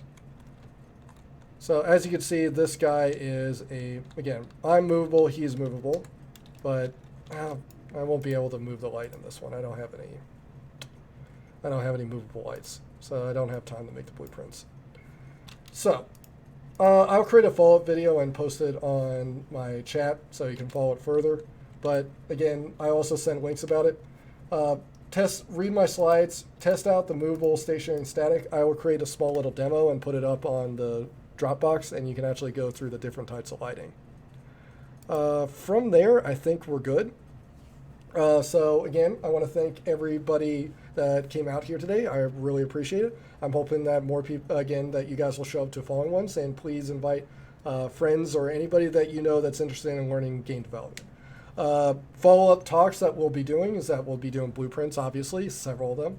We'll be doing talks about animation. We'll be doing talks about level building. We'll be doing ones possibly about effectively like Maya, Blender, Substance, a lot of ones. I'll eventually do a talk about Houdini, if you know what that one is. I will do a talk about Chaos, Niagara. There's a whole bunch of different modules I'm going to cover. I'm also planning on doing a series that will actually build towards a project. So, for example, we might build towards like a first-person shooter and build all the different baits. It's like, again, movement, pickable objects, basically different types of ballistics that we want to add to. We will go through a very, very large series. They'll always be held for the foreseeable future. We'll be holding these on Friday evenings. All these chats will be recorded and posted up on one. You'll have a link in Discord. There's also a website, which I forgot to put on my channel, but I will add it there. That will have all our webpage. There will also be a YouTube channel, which you can follow these as well. You can also look back on I'll have these streams posted up on Twitch as well. So I'd like to thank everybody that came out here. I really appreciate it. This is a lot of fun. There'll be more to come, so stick around. And then finally, I'd like to tell everybody to please stay safe, stay healthy, and be awesome. All right, everybody. I will see you guys next time.